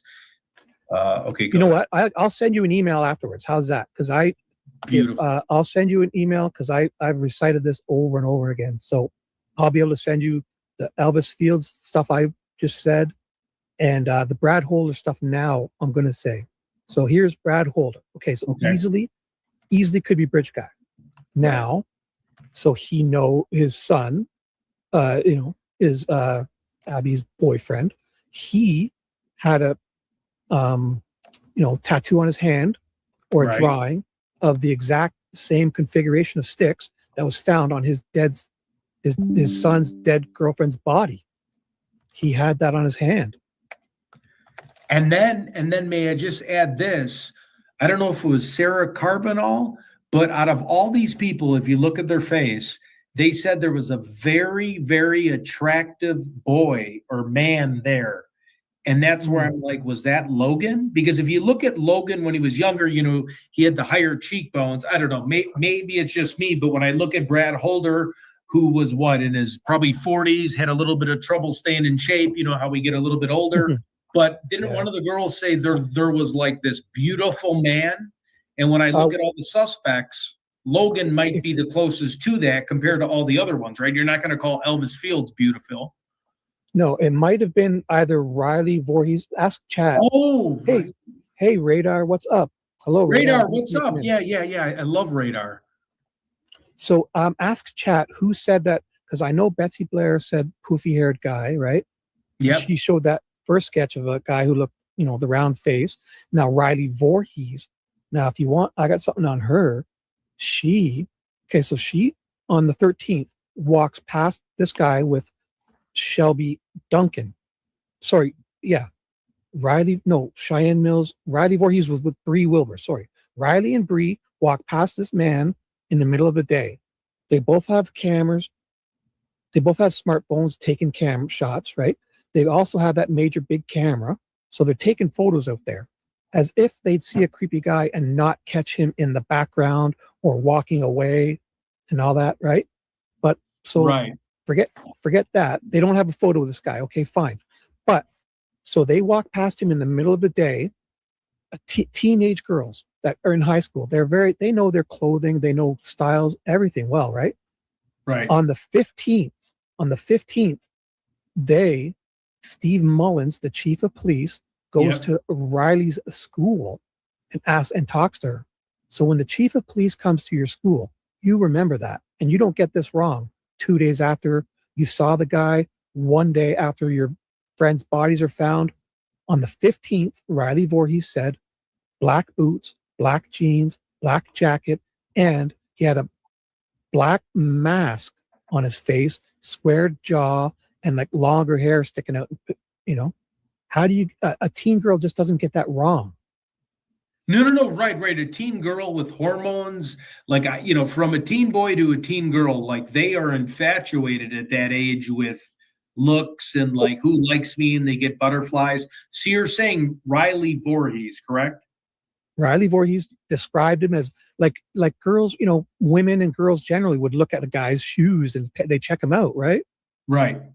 So she said black boots. BG's not wearing black boots. Black jeans. He's wearing lighter blue jeans. And then a black jacket, a black mask. So what happens is Sheriff Liggett and Leesenby, they keep hounding her until she says enough where they can change it into a narrative, meaning, and at trial, they got her to say? They got her to say that if he's wearing all black, maybe it was blue, like BG was wearing, but his aura, his vibe was dark. So she mistook it as black. Okay, so, and I'm literally listening to you word by word. I'm just a little caught up here. Is it Michael Pierce? Who is the extremely attractive, or who do we think? Not Michael Pearson. It's not Riley Voorhees is a female, correct? Yes. Okay. You know what's weird, and the reason why I'm screwing that up is everyone tells me I look like Riley Voorhees. And so like 5 months ago when I started my true crime channel, I was thinking Jason Voorhees from Jason, with the ski mask. So I'm like, haha, and I just joked it off. I didn't know it was a girl. So Riley Voorhees is the one that saw like a beautiful man. And do we know who that beautiful man is, or do we have Well, it's probably at least 3 or 4. It sounds like there's like 4 different men there that day. Yeah, God, there were so many different people. And then there was a guy in a canoe, right? Who was the guy in the canoe? Well, that was Mike Patty. But that was Mike Patty. Okay. That was the morning of Sunday morning, not the day of, I don't think. I believe that was a Sunday morning. Oh, not the morning of the 14th, I believe, not on the 13th. So you know what you would love, and I would love to have you on, and now it's come and gone. So I was able to, not me, anybody could get it. All Eyes on Delphi. They had an exact timeline, but what I needed was someone like you to cipher through, because there was so many witness testimonies. I mean, I read a 130-page document online, but it was so many different pieces to connect. And so many different witness testimonies. One person had a khaki jacket. One person had the bridge guy jacket. One person was this. It was so hard to wrap your head around. I can explain it to you really quickly. So basically, at the mirror's end, like Betsy Blair, right? She sees poofy-haired guy, the sketch number 2, which was the first sketch, but they put out second. The guy with the round face and the poofy hair. Betsy Blair sees him. Then on the bridge. Then you see the video of BG, right? And he's that guy, whoever it is, in a blue coat, right? And blue jeans. Then BG supposedly takes him down the hill, murders him, and then walks up through the cemetery and is seen by Sarah Carbaugh, whom in her first interviews, she never said bloody. And she said it was a tan coat. She said tan coat. So that to me is at least 3 different men right there. Because I don't think, obviously, Betsy Blair is not seeing BG and then describing that photo, because she said it was like a 10 out of 10, that sketch. Right. And then the poofy hair guy, what are we chalking that up to Keegan Kline, or is that a stretch? I don't know. One thing, if any witnesses saw Richard Allen, they'd say short. But I think if any witnesses saw Keegan Kline, they would obviously say heavy. Fat, right. And Richard Allen really was like, hey, I was looking at fish, checking my stock ticker, didn't see anybody but the 3 witnesses that saw me. I mean, he stayed very consistent. He went there like the 2nd or 3rd day. Well, I know exactly what he did. He went on, I think it was the 17th. He went to the police station or called in or emailed and talked to Jerry Holman and said he was there that day. Jerry then, at around 4:30 p.m., then Jerry Holman's assistant, Alexis or something, at 7 p.m. enters that into the Orion tip system and creates tip narrative number 74. Then on the 19th, 2 days later, so what Holman says to Richard Allen, I don't know if it was phone or he went in on person, him and Kathy went in on person, or he emailed him, because Jerry's a little light on that. But he says, okay, well, we'll come and talk to you. So then on the 19th is when Doolin goes and talks to him at the Save-A-Lot, and they sit down in front of the Save-A-Lot on like a picnic table, and Doolin does all that, writes it all down, and then holds Richard Allen's phone in his hand, takes the battery off, writes down all those numbers, the IMEI number, the MEID numbers, and then that's, Doolin writes that all down.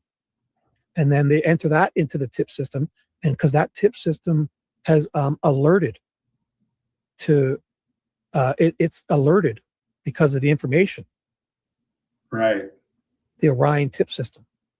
So, and then they write cleared on it. Right, and then they had Richard Allen's address, Richard Whiteman or whatever. Right. That's exactly So they said it was the White Man from White Man Drive, surname Whiteman. Basically, if you put that into the Orion system, Richard Allen Whiteman, and his phone number, the Orion system would be alerting you saying, hey, you've got this wrong. That would be another reason. That's in a state-of-the-art Orion tip system that's got keywords, bridge, he said 1:30 to 3:30 or 1 to 3 p.m. That system would be going nuts. He mentions it on the trail, everything. Right. And then his phone, too. His phone didn't ping at 10 o'clock at night when Logan's phone pinged over there. No. No. I mean, that's just another thing. And then this is just... Wait, I'm sorry. I was thinking of one more thing about Richard Allen. Richard Allen was checking his stock ticker, looking at fish, went back that day, took a nap. He was a loving father. He worked in CVS. I mean, he didn't move, didn't burn his clothes, didn't have a Carhartt jacket till 2022. Nobody tipped him in. Nobody tipped him in at all. Yeah, nobody, and 15 people said it was Ron Logan right off the bat. Mhm. Connie Dillman, before she knew the crime scene, said, hey, that's Ron walking the bridge. I did speak to her. We're not on good talking terms, but I was trying to be nice to her, and I don't know. She's a sweet lady. I'll leave it at that. So do you think, who, in your opinion, and I won't hold you to this, is the actual bridge guy? If I had to pick one person, I would go with Brad Holder. Brad Holder. Okay. Yeah, because of all the things. Remember how I listed to you? Actually, I didn't even finish. Do you want to hear the rest? Yes. Brad Holder.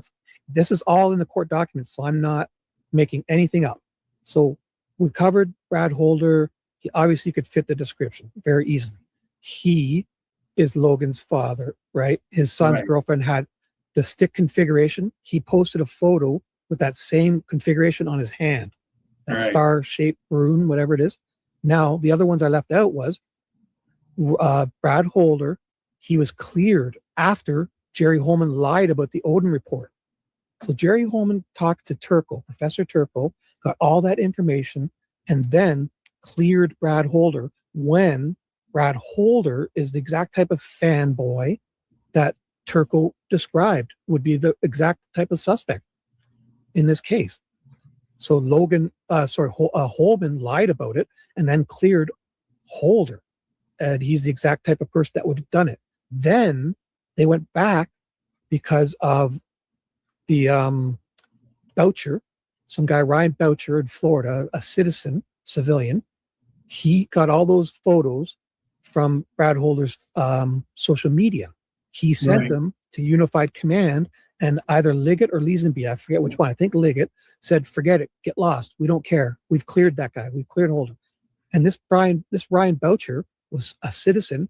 He went to the state police and told Ryan Winters, a cop, a state trooper. And this Ryan Winters almost jumped out of his chair because he had seen the crime scene, the real crime scene photos, and he thought that Holder's hand tattoo would look exactly like it, Abby's stick configuration. So he goes to Holman and says, hey, you guys got to go back and search this Holder guy. The Unified Command sends Purdy and some woman, I forget her name, a woman cop, a female cop that he's kind of having an affair with. They go back and they talk to Brad Holder after he had been cleared. And Brad Holder tells them?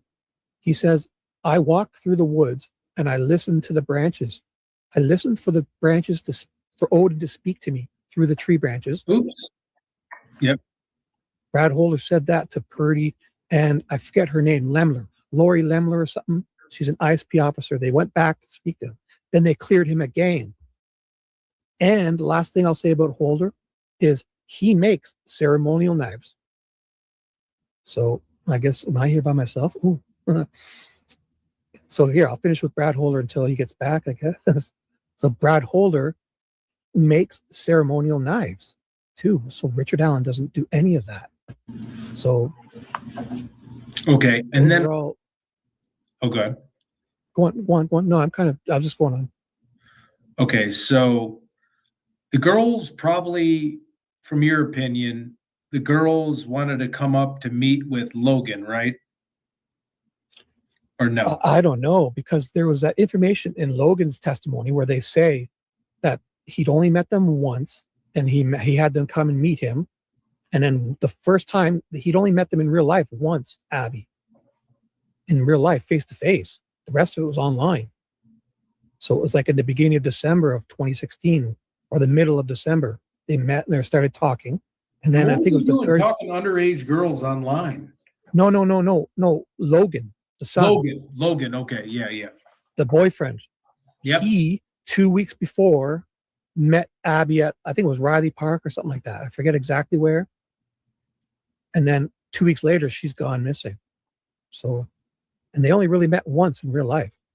The rest of it was all online, which I understand young people can be online, boyfriend, girlfriend, right? But, Yep.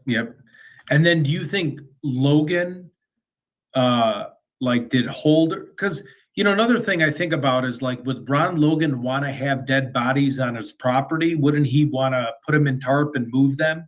Right. You know? Yeah.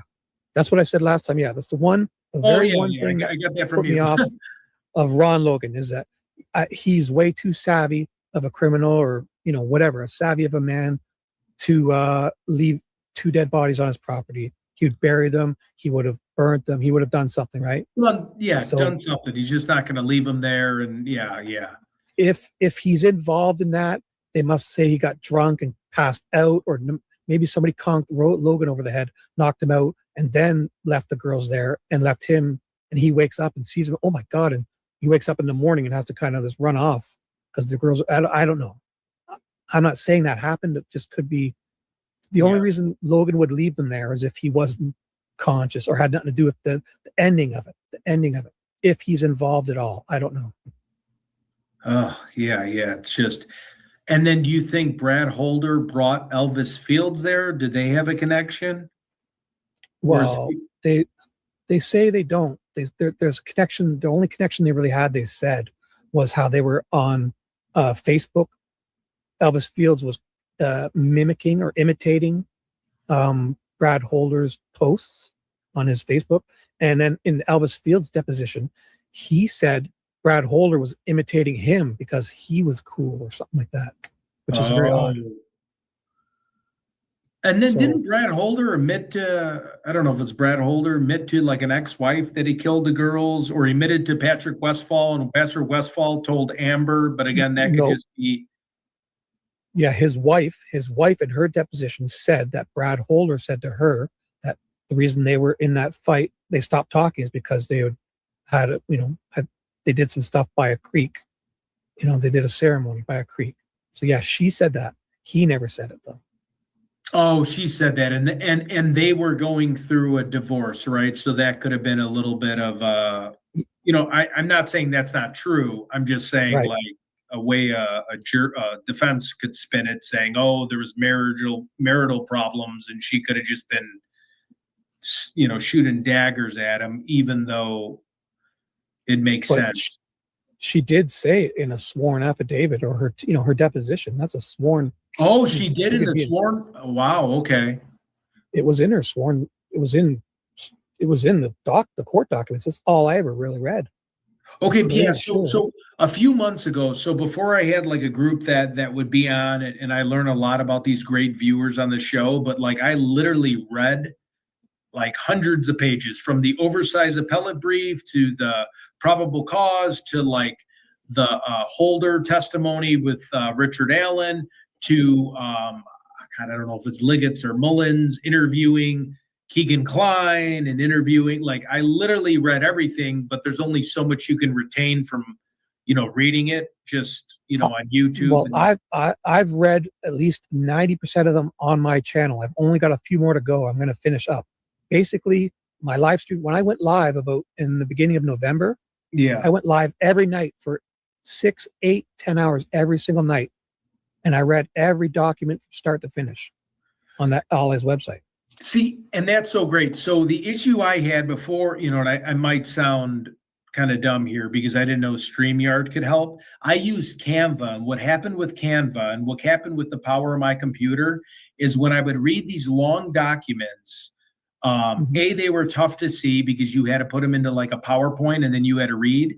And then because the memory it took up, you had to do like part 1, part 2, part 3, and then you couldn't just dump a document, or at least I didn't have the ability. I was trying to do like, say if something's 100 pages, click yes, and then dump it into like a B-roll or like something where then you could read in order. For some reason, everything was out of order and I had to put it all back in order. And it just was, a nightmare because that was the first thing I wanted to do. I was like, well, let's give people, before I even went on a live stream, I'm like, I'd rather just read the court documents, learn for myself.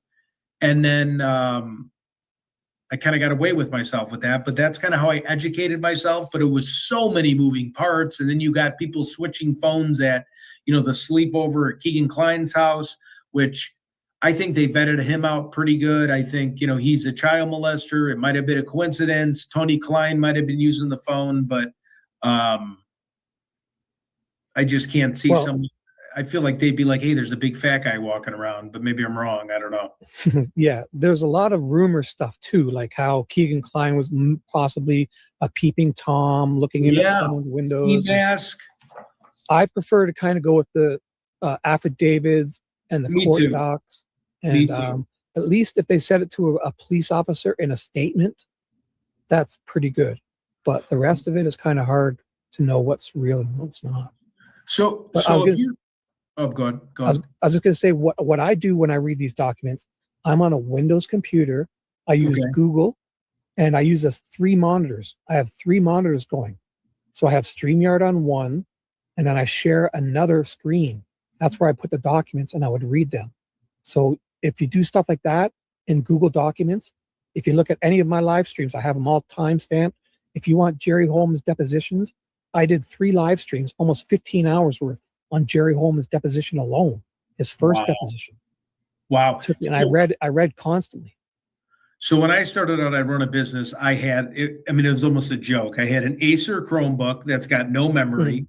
And then I went over to this computer, but this is a newer computer, and I'm sitting there on a Google Chromebook, which that's impossible to use with Canva. It's impossible to share your screen until I got streaming. I mean, it literally was impossible. So now that I'm able to generate some income, because I run a business where I can't dedicate all my money towards this. So every paycheck I get, I try to set aside enough so I can do that. But yeah, no, I know exactly what you mean. So especially with so another thing, back to Bridge Guy. Oh shoot, it's the thoughts slipping right past my head. So okay, so what are your thoughts, Nicole Robertson, right? Ron's giving a false alibi before a crime is committed. He supposedly, I have photos on the World Wide Web. I'm not sure if they're accurate. He kind of lived in a hoarder house. He removed his plumbing. I talked to, I can't say who, but I'm sure you know who he is. It's an attorney source that said that he removed the plumbing in his bathroom he relocated the plumbing. He pinged around, but again, we don't really know the murder time, but his cell phone pinged, and it's only one tower in Delphi. It pinged around 2, and then it pinged around 10, which kind of fits your narrative if he would have got hit in the head and then kind of woke up. But, Nicole Robertson is really on his ass. And then the jailhouse confession with Reese Davis, I try not to believe someone that's been convicted of a crime, but then you find out that he's talking about, I believe a knife cutter. Box cutter. Yeah, he said specifically box cutter. And they keep it in their back pocket. And then Ron's famous thing on Court TV with Barbara McDonald, why don't you come see my animals? Why don't you come see my animals? And it really brought the hair on Barbara's spine. And that's what Reese said. And then that's when I connected the dots where I'm like, you're doing a confession and you're talking about your animals again, telling the girls to come see your animals. What is your take on that? Is that just Ron rambling or trying to get out of something because he's seen a murder? Well, maybe he's trying to get out in front of it because before they're even found, he's making up lies and stuff, right? Right. If you want to talk, there's a superstar in your chat, aka Radarrr. Yeah. She's on my Discord. She gives me Ron Logan. Yep. She was at Ron Logan's house. She's on my Discord. So sometimes I like to call it an after party. She hops on, she's on my Discord, and we'll talk to 2, 3 o'clock in the morning. And then I'm like, how do I get up, the next day? What is your Discord? What is it? I can join it. I'm on Discord. I'll put it in the chat. So she's on it, and she was at Ron's house, and she gives just look, she's messaging me now, and I'm so bad with Discord. Wait here, I'm going to give you the Discord channel. I just learned it. 1 second. But yeah, so that's where I met Radarrr, and she's a treasure trove, and she was at Ron Logan's house, and she gives me everything. But again, we're talking at 2, 3, 4 in the morning, and then by 3 o'clock rolls around, I can't tell which way's up. Plus, I'm guilty of this on my live streams. I bet we probably missed a bazillion amazing comments. If you want to take time now and just go through them, no, we missed a ton. Sorry, I have to say this before I forget. A lot of live streams I do, I pay more attention to the comments than I do the people talking, but you have such great insight that I completely didn't look. look, Right. you know, I'm not trying to kiss your ass here, but I completely didn't look at anything. So, Hey, that's good. I stole your yeah. attention. That's great. No, you really got my attention. I have ADHD, so it's hard to do. All right, Well, hold on one second. Let me get you this. But go ahead. I'm in no hurry. If you wanted to end or talk for hours, whatever you want, the answer is yes. All right. We can continue another day. We can talk for a few more hours. I can. Yeah. Why don't we do this? So I did a 13-hour live stream on JRL. I'm going to send you my Discord, and then if you want to hop on after and share your thoughts, aka Radar's on. Most of the people you see on the screen are on here. Let me make sure before you go. And I have you on. Rabbi just put it. Rabbi put it in. It's okay.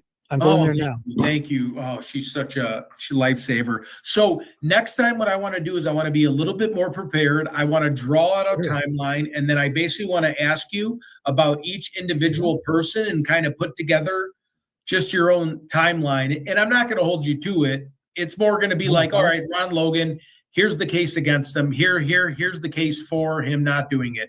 Brad Holder, this is where he's at. And I would love to just create something so I can visualize it. So, you know what? I love doing those timelines. So I did one for Derek where I drew an animation. It looked like a 3-year-old drew it, but it really made good sense if you watched me draw it. Yeah. I am a visual person. Even with my job, somebody can say something and I'm the kind that remembers 10% of what you hear. But if I can draw it out, I'm going to take some time and then it would be perfect. So I'm going to share you the Discord link. We'll probably be on after. I know we have a few lawyers that hop on under aliases and stuff like that. But yeah, join the Discord when you can. It was great talking with you. And yeah, let's do a part 2 of this. But I want to be a little bit more prepared because I know I reached out to you today just randomly. So I want to go back to the drawing board after what you said. I'm going to watch this video again and I'm going to create my own little timeline. And then I'm just going to ask you one by one and kind of fill the blanks. Sounds great to me. Yeah. If you give me at least a half-hour heads up, I know all this pretty much in my head. At least I know where to find it. I can go find it in the documents and do what I did today. I'll send you the links. If you want to do a regular, let me know. I'll come on whenever you want. Beautiful. Well, I appreciate you coming on the show, and I'll have to catch up with some of the chats. And we'll see you on the Discord. Thank you so much for joining the channel and giving your wisdom on the case. I just said hi in your Discord now, and I'll stay in chat and still talk it up a bit. How long are you staying on for? I'll be up, believe me, with the Discord people, I'm up all night because there's so many different things going on. It's probably bad for my health, but I enjoy it because you have Radarrr talking, Reeby's on, everyone's on there. So they're all kind of giving their pros and cons, but Radarrr is truly a blessing to have on there. So we're glad you could be on there. Is it Reeby or Rebby? I thought it was Rebby. It's probably Rebby. She's probably going to kill me. She's been with me since day one. I think it's Rebby because I helped coin that. I've had multiple conversations with her too, so she's probably going to kill me. So Rebby sounds cooler. I think she'll forget. Just continue calling her Rebby. Now, what I'll do is, I'm gonna. Are you ending this live stream now, or are you gonna?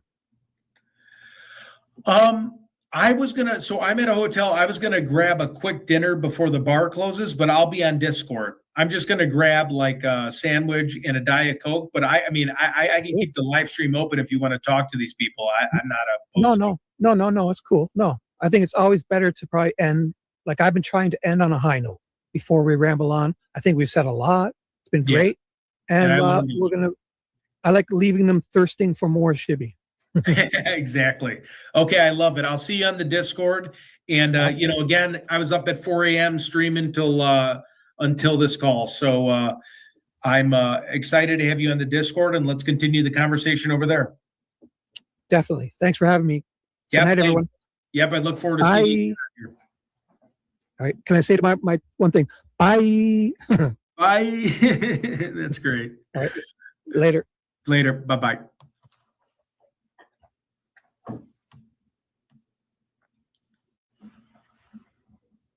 Oh, thanks so much for the donations, everybody. I really appreciate it. That was very nice of everybody. Let's all hop over on the Discord after party.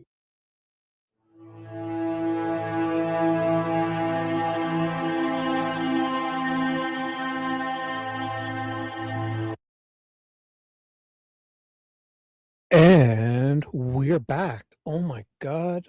That was so much fun.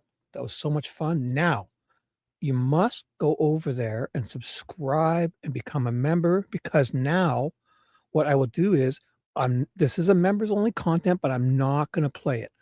It was amazing. Look, I'll give you a teaser. I'm just picking any spot. To sell with someone like that, was it kind of like, I really, I put myself in your shoes being like, God, I don't want to like hang out, be in a cell with this. Just a teaser. That was a teaser. There's like 4 hours of that. Dee and myself, and amazing content. This Ted he tries calling, oh my God, Brad Holder's ex. He tries to call Amber Holder, but he gets the wrong number, and he wakes up some lady. And it turns out she goes, I'm a black woman, damn it. But then he ends up talking with her for like a few minutes, and she was in bed. He woke her up, and she was about to yell at him, but then he won her over, and it was, oh my God, it was kind of like he wasn't crank calling people, but he was calling up. And once it went south, you would kind of joke with it. I'll tell you one thing, in this live stream, he calls Brad Weber and leaves a message. And he says that he wants to learn about how to noodle fish. When they noodle, they put their hand in and catch catfish with their hands. And he really calls Brad Weber and leaves a message. He calls Ron's ex-girlfriend. He calls like 20 people. So that's in this live stream. So this is a teaser. Now, all I will show you is at the end, we have a call in, and Nicole calls in, and Radarrr calls in. Here we go. Radarrr calls in. Oh, Monday calls in too. This guy Monday. And it's a lot of fun. So I'll play that last hour. Unless, yes, this is now. Sorry. I'll take that off the screen. Good point. Yes, this is Shibby now. Oh, it's loading. Wait. Sorry. This is Shibby now. This is Shibby Saturday night. Good. I should be more descriptive. Thank you, TJ. This is Saturday night, Shibby. I'm speaking now.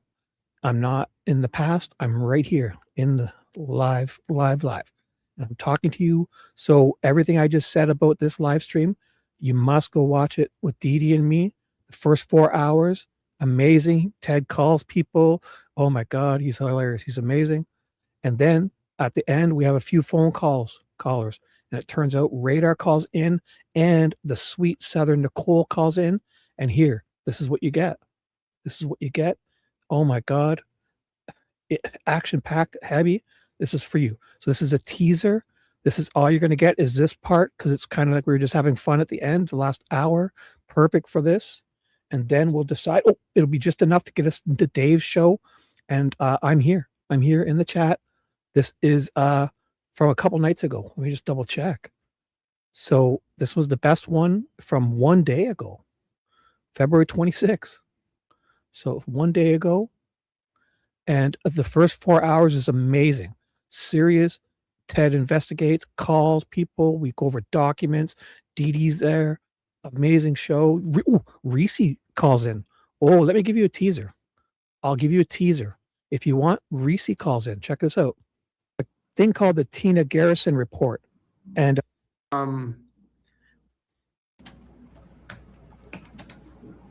Explorer. So What are you doing calling somebody at 11 at night when she just got off of work?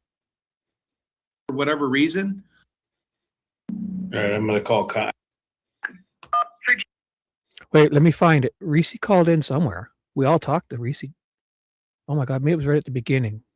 I'll just give you a tease. Hi. Can you see everybody? I can. That's better now. The information, that they Okay, so Reese calls in. Reese Davis calls in, and we had him on for a good 20, 30 minutes. Reese's talking to Dee on the phone, and all of us are Ted's gonna give him a little interview type of thing. turned around and used it on Richard Allen, and including the theory of the bus cutter. See, but again, I didn't know if there was, I don't know what type of weapon was used. I was just kind of relaying the information that was told to me at the time. Okay, so there's your teaser. It was a great show. Ted was amazing. I'm not going to play it because you're all going to go on over there, and I think you might have to get a membership to get that one, but it's so worth it. It's only 99 cents or something. And so I'll just play this part at the end. This will be the teaser, aka Radar calls. Oh, Monday was calling in. Monday, the user Monday, really good guy. 30 seconds. Actually, I'll go. He had technical difficulties, but Monday was great. But he had here it comes here. So then Radar calls in, and Nicole. Here it is. So we got aka Radar, Nicole, sweet Nicole Watt, beautiful, sweet, lovely young lady, great friend of the show. Dee Dee, myself, and Ted, and that'll be the next hour. Will get us right into Dave's show, hopefully. All right, guys. Oh. Do you want me to give you a teaser? Oh my God. How about this, TJ? How about we play this? And if we have some time left, I'll finish with that. Okay, TJ? I'll find it on my other screen. How's that? Yeah. I'll show you the part where he calls Amber Holder and accidentally wakes up a black female who turns out to be surprisingly, she's about to rip him apart. And then he kind of wins her over and he talks to her. And her name is Amber Holder, but it's just, she goes, I'm a black woman, damn it. Oh, he was trying to be serious, but once it goes south, he kind of joked. But anyways, so at the end, maybe I'll find that for you. So, but this will be a teaser, and then to get the rest of this amazing interview, the Reese Davis call, all the action, you got to get on over to his. Okay, so here we go.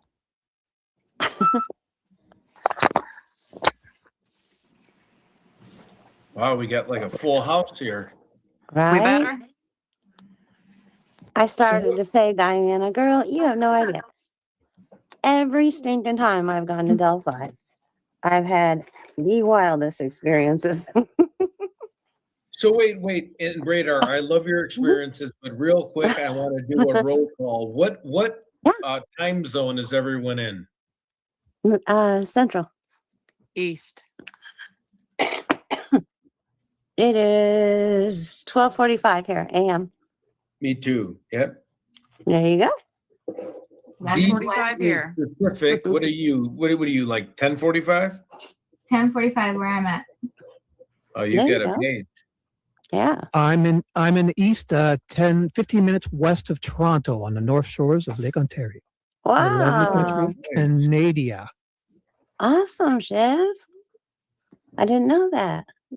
Delphi is an hour ahead of us, Ted. Yeah. You know what? No, right. As soon as you get past Purdue, it goes an hour ahead. Yeah. Coming from the Actually- other way, it's like literally 20 minutes. Boom, boom. Yeah. Nicole and I are in the same time zone as Delphi. We're in the east, and I'm in Okay. Toronto, and Nicole's in Georgia. That's Right? crazy, isn't it? Wait, Lita, you went to North Central College? Sorry, I don't mean to interrupt. Someone just put North Central. My best friend played baseball in North Central. Awesome. I wonder if this is like a spy, like one of my buddies. I wonder because a while ago she commented or he and said they would come to Delphi with you. Lita, who are you, darling? Hey, look at that. Looking all flustered.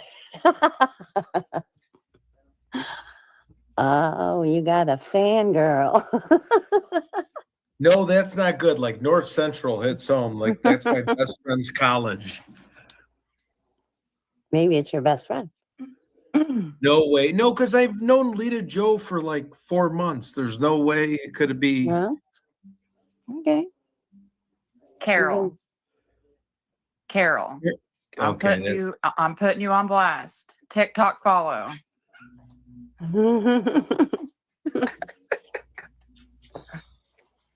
Listen to these two giggle monsters with the sweet southern voices. Oh my God. Ted, Wow. Ted. Yeah. You follow me on TikTok too.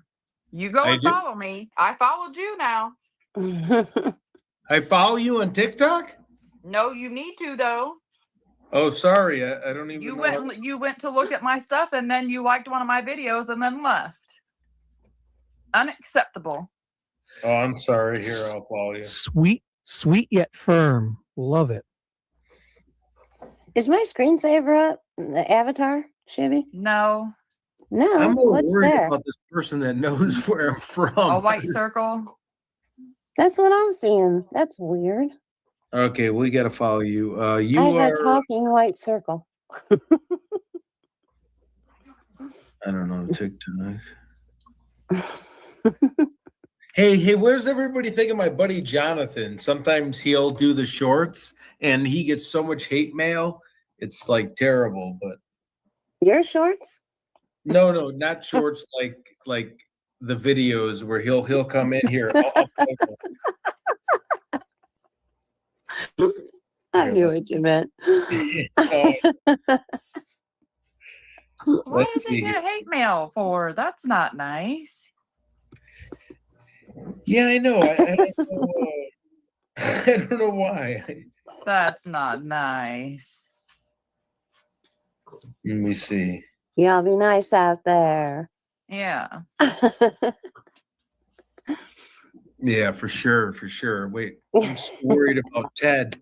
You asked what time zone, North Central, not college. Oh, thank God. Okay. You do not know the people I know. Okay, perfect. He's on my good graces now. I'm just like, North Central, that's like my best friend played baseball there, and it's kind of weird. He's like, oh, crap. She knows what a butthead I was. Yeah. Just kidding. We were all buttheads. I was never a butthead. I've always been a sweet girl. No. I've always been like a good person until I got onto this internet stuff, and now I'm thicker skin. Did you ever get a hold? Oh, go ahead. Sorry. I'm sorry, babe. Did you ever get a hold of Elvis? I was laughing so Oh hard. my God. Elvis picked up and he knew. Elvis was driving and I was fucking with him, excuse my French. Then he hung up and then I called him on another number and he was kind of like slow. He picked up and was like, and then he knew, okay, it's a prank, and he finally like blocked every number. But I'm going to see him March 1st. I'm definitely gonna. I'll bring pizza to his house, and I'll do whatever. Hey, Radar, did you hear the message Ted left for Brad Weber? No. Shibby, I spoke to not. Weber last week, and he talked to me, and I said, "Why don't you join the show? I'd love to hear you out." And he goes, "I can't."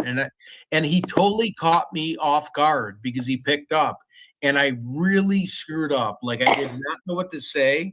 I wasn't. Why can't And he hung up on me, and he just rolled me.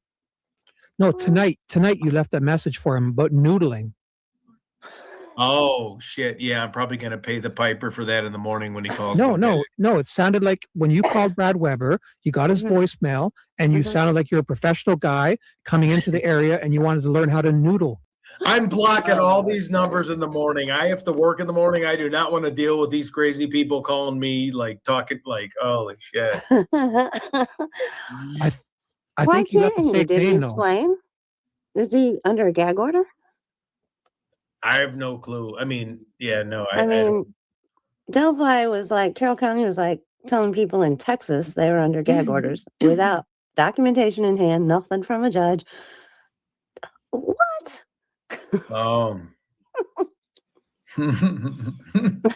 I think with Judge Go, she just bluffs people, and she wants to. She knows she has no authority, but she bluffs and tries to scare people. And She made a some people blanket follow. gag order, and all of Carroll County fell for it. All these people clear out to Texas fell for it. They were terrified to talk. Yeah. Oh wait, hey, Radarrr, I haven't talked to you in a while. You know, I went to Evansdale. Who said that? Me. Yeah, I'm sorry. Okay, your mouth was covered. I couldn't tell.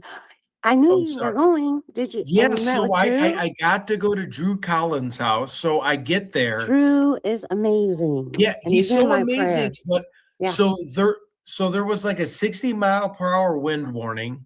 He refused to die out his bonfire pit. The cop came. He got into an altercation with the cop. Then the firefighters came, and this is all when I'm there, and I'm like, I don't, this is news to me. I'm just visiting, man. Yeah, I'm like, I don't know what's going on. And then he's like, do you know who killed my? I mean, it's actually sad. He started yelling at the cop, and I didn't want to film him yet because sorry, I had a cocktail. I didn't want to film yet because I felt like it was just in poor taste because I'm literally sitting in his living room. He went through a divorce. He's got a bachelor pad. He's getting sad about his daughter, and I'm not going to like put a camera in his face and be like, all right, tell me more, you know? So he offered for me to come back next week and he's going to show me everything. And then that's when it'd be more appropriate. But I couldn't walk into his house, knock on his doorbell and be like, hey, what's up? What's going on? You know? Sure, of course. Oh, wow. Yeah. This is hard. Ted, wait till you show. Wait till you show up with your drone. They'll really love it. Then. Yeah. It'll wait outside the door for you. Yeah. I didn't even know they follow people around. I mean, I'm really dated myself. Drones follow you? I'm like. Back when Anthony was doing really well before he you know. But anyways, he raised enough funds to buy one. And the thing was like, he had a watch and it said it was low battery and he couldn't see it anywhere. And he started flipping out a little bit and the darn thing returned itself to its base. Oh, yeah. They'll return. Like They'll beyond intelligent. It's crazy. I need to get one of those for my husband. I bet he would love that thing. Just have it follow him around everywhere. I know. I'm definitely getting one. I'm gonna be. That's insane. And I want to get one for Delphi because I want to go to Ron Logan. I want to go to the Motown High Bridge, even though I'm scared and I know it's in construction. I want to fly it over Jerry Holman's house. I think that's a red herring. Yeah. Yeah, Jerry won't mind at all, I'm sure.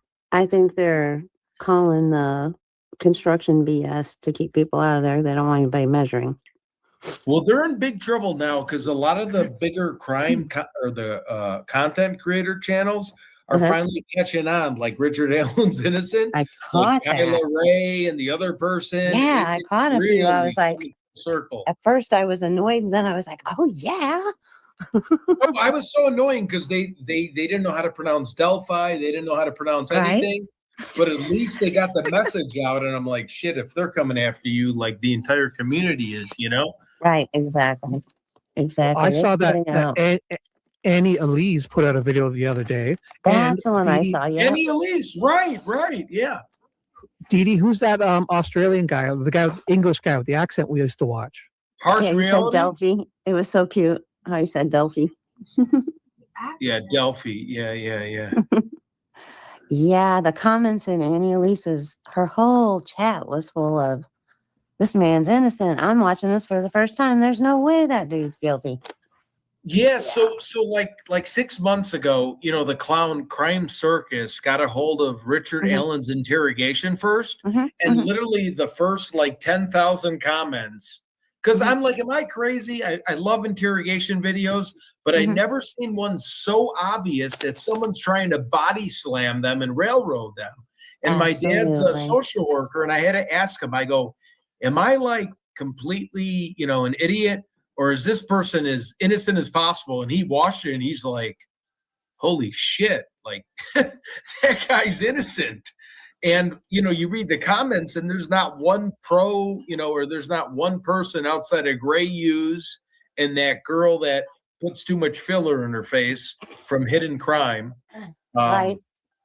You know, those are the Lauren. only two people. Yeah. You know, and again, I shouldn't make fun of her, but you know, it's like, just do a little research. Like, I understand you're making a lot of money, but God forbid, could you read chapter 1?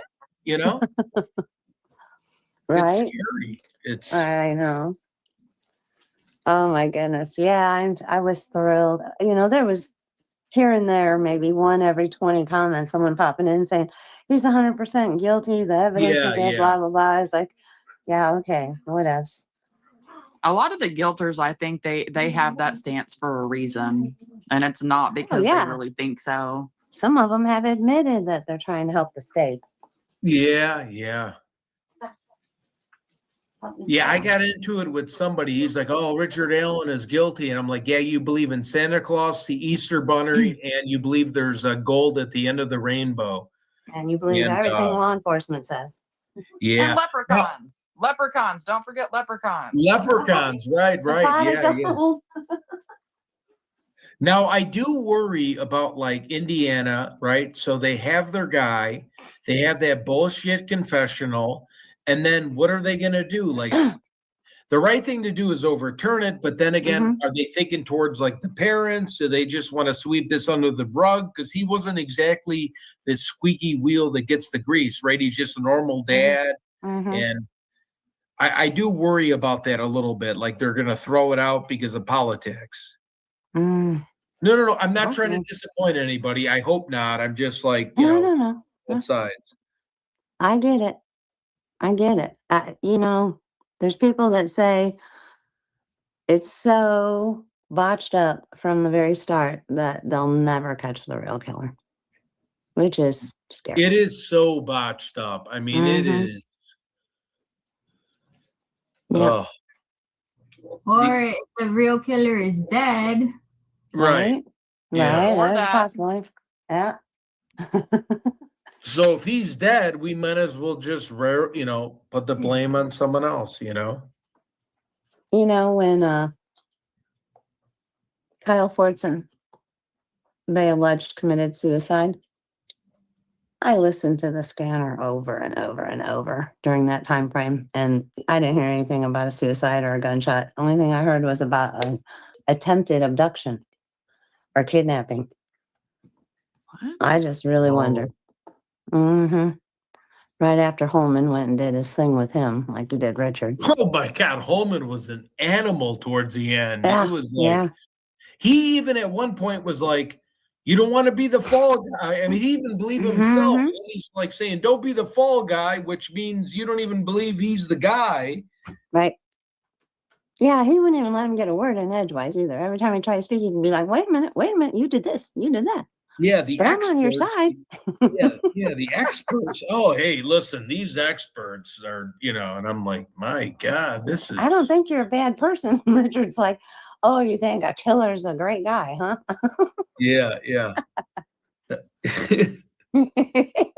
I think he was hangry. Yeah.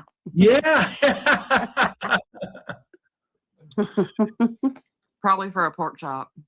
Yeah. He, you know, and the pressure that, you know, Indiana put on him, I mean, he went in guns blazing. Like, I thought it was some kind of WrestleMania thing against this guy. It wasn't even an interrogation. He was ready to, like, suplex him within 5 minutes. You know? Are you talking about Fortson when he went to his work or the naval base or whatever it was? Jerry went I'm after. talking about Holman, how he started out with like 30 seconds of pleasantries. Oh, yeah, I carried this gun too in the military. All right, let's get down to brass tacks. You're Where a do you guilty like to bastard. shoot? Yeah. You meant with Fortson, right? Because I have a feeling when he went to talk to him, he was trying to, like, you know, tell him in front of all his superiors, like, hey, you've got pictures of naked kids on your phone, you know? This isn't going to look good for you. Yeah. Well, not only was Fortson high up in the military, working over there at, what's that place called? What's the airplane place called over there by Peru? Oh my gosh. Grissom? What? Grissom? Yes, Grissom Air Force Base. He was in forensics, and I was told that he was on the girl's case, trying to figure out the cause of death and stuff. Oh, wow. I also heard he was into some ethics too. Like he had something to do with ethics where he was working. So ethics. Holy shit. Wow. Yeah. No, so, you know, when being threatened by Jerry and told that he had the judge on the phone with him and she wanted to, you know, lock him up if he doesn't talk and all this crap. Yeah. You Just know, Jerry showing up there is bad enough already for this guy. Right. And then he claimed, you know what, they come arrest you at any time. They claim he left and committed suicide, but I just wonder if somebody called him up and said, hey, you want to go have a beer? Right. Yeah. I mean, I don't trust anybody anymore, except for Shibby and Ted and Diana. And you two of the worst people, though, I have to say, two of the worst people, and again, one is 100 times worse, but one's up there, but not a murderer, was Koberger and Holman. Those two are the worst two people of 2025, I have to say. Yeah. And then he gets awards and promoted. What in the world is wrong with people? Did you see? And I want to be a detective. I want to eat cheeseburgers all day and just get fat and like do shit. Donuts. Pork I know. chops. But I'm not a big sweet guy. So for me, I'm like carbohydrates. But I mean, I'll take donuts. I'll take ice cream. My wife takes ice cream. But give me the dinner rolls. Like carbohydrate shit, like chips. I have a real problem with Cool Ranch Doritos. I don't know why. Yum. I know. I even put those on my sandwiches. Oh, I make taco salad with Cool Ranch Doritos. It's taco salad, taco dip. I can sit there all day. Yeah. Yeah. Yeah. I like the taco Doritos too. Speaking of taco. Speaking of taco. My 5-year-old will even call me out and say, Dad's eating the chips. And I'm like, I'm like, these are my chips. You have your own chips. And he goes, Mom, Dad's eating the chips. And I'm like, all right, if this is the kind of relationship we're going to start, all right, I know how it goes. I think Dee puts Cool Ranch taco things in her Oreo Blizzards, I think. Yeah. What? I got to try that. No, but in fact, I was just dreaming of my Oreo Blizzard right now. Maybe I'll go grab it from. Oh man, I love them. Oh my God, yeah. I love them on my ham sandwich. Oh, yummy. You know what I had and I haven't had for a while? So like I'm intermittent fast. Like, so when I started doing this and I met all these great people, I met Dee and a few other people beforehand. I was probably 20 pounds lighter. And then you're like on this thing every night, you work and you're on this thing and you're in front of the TV.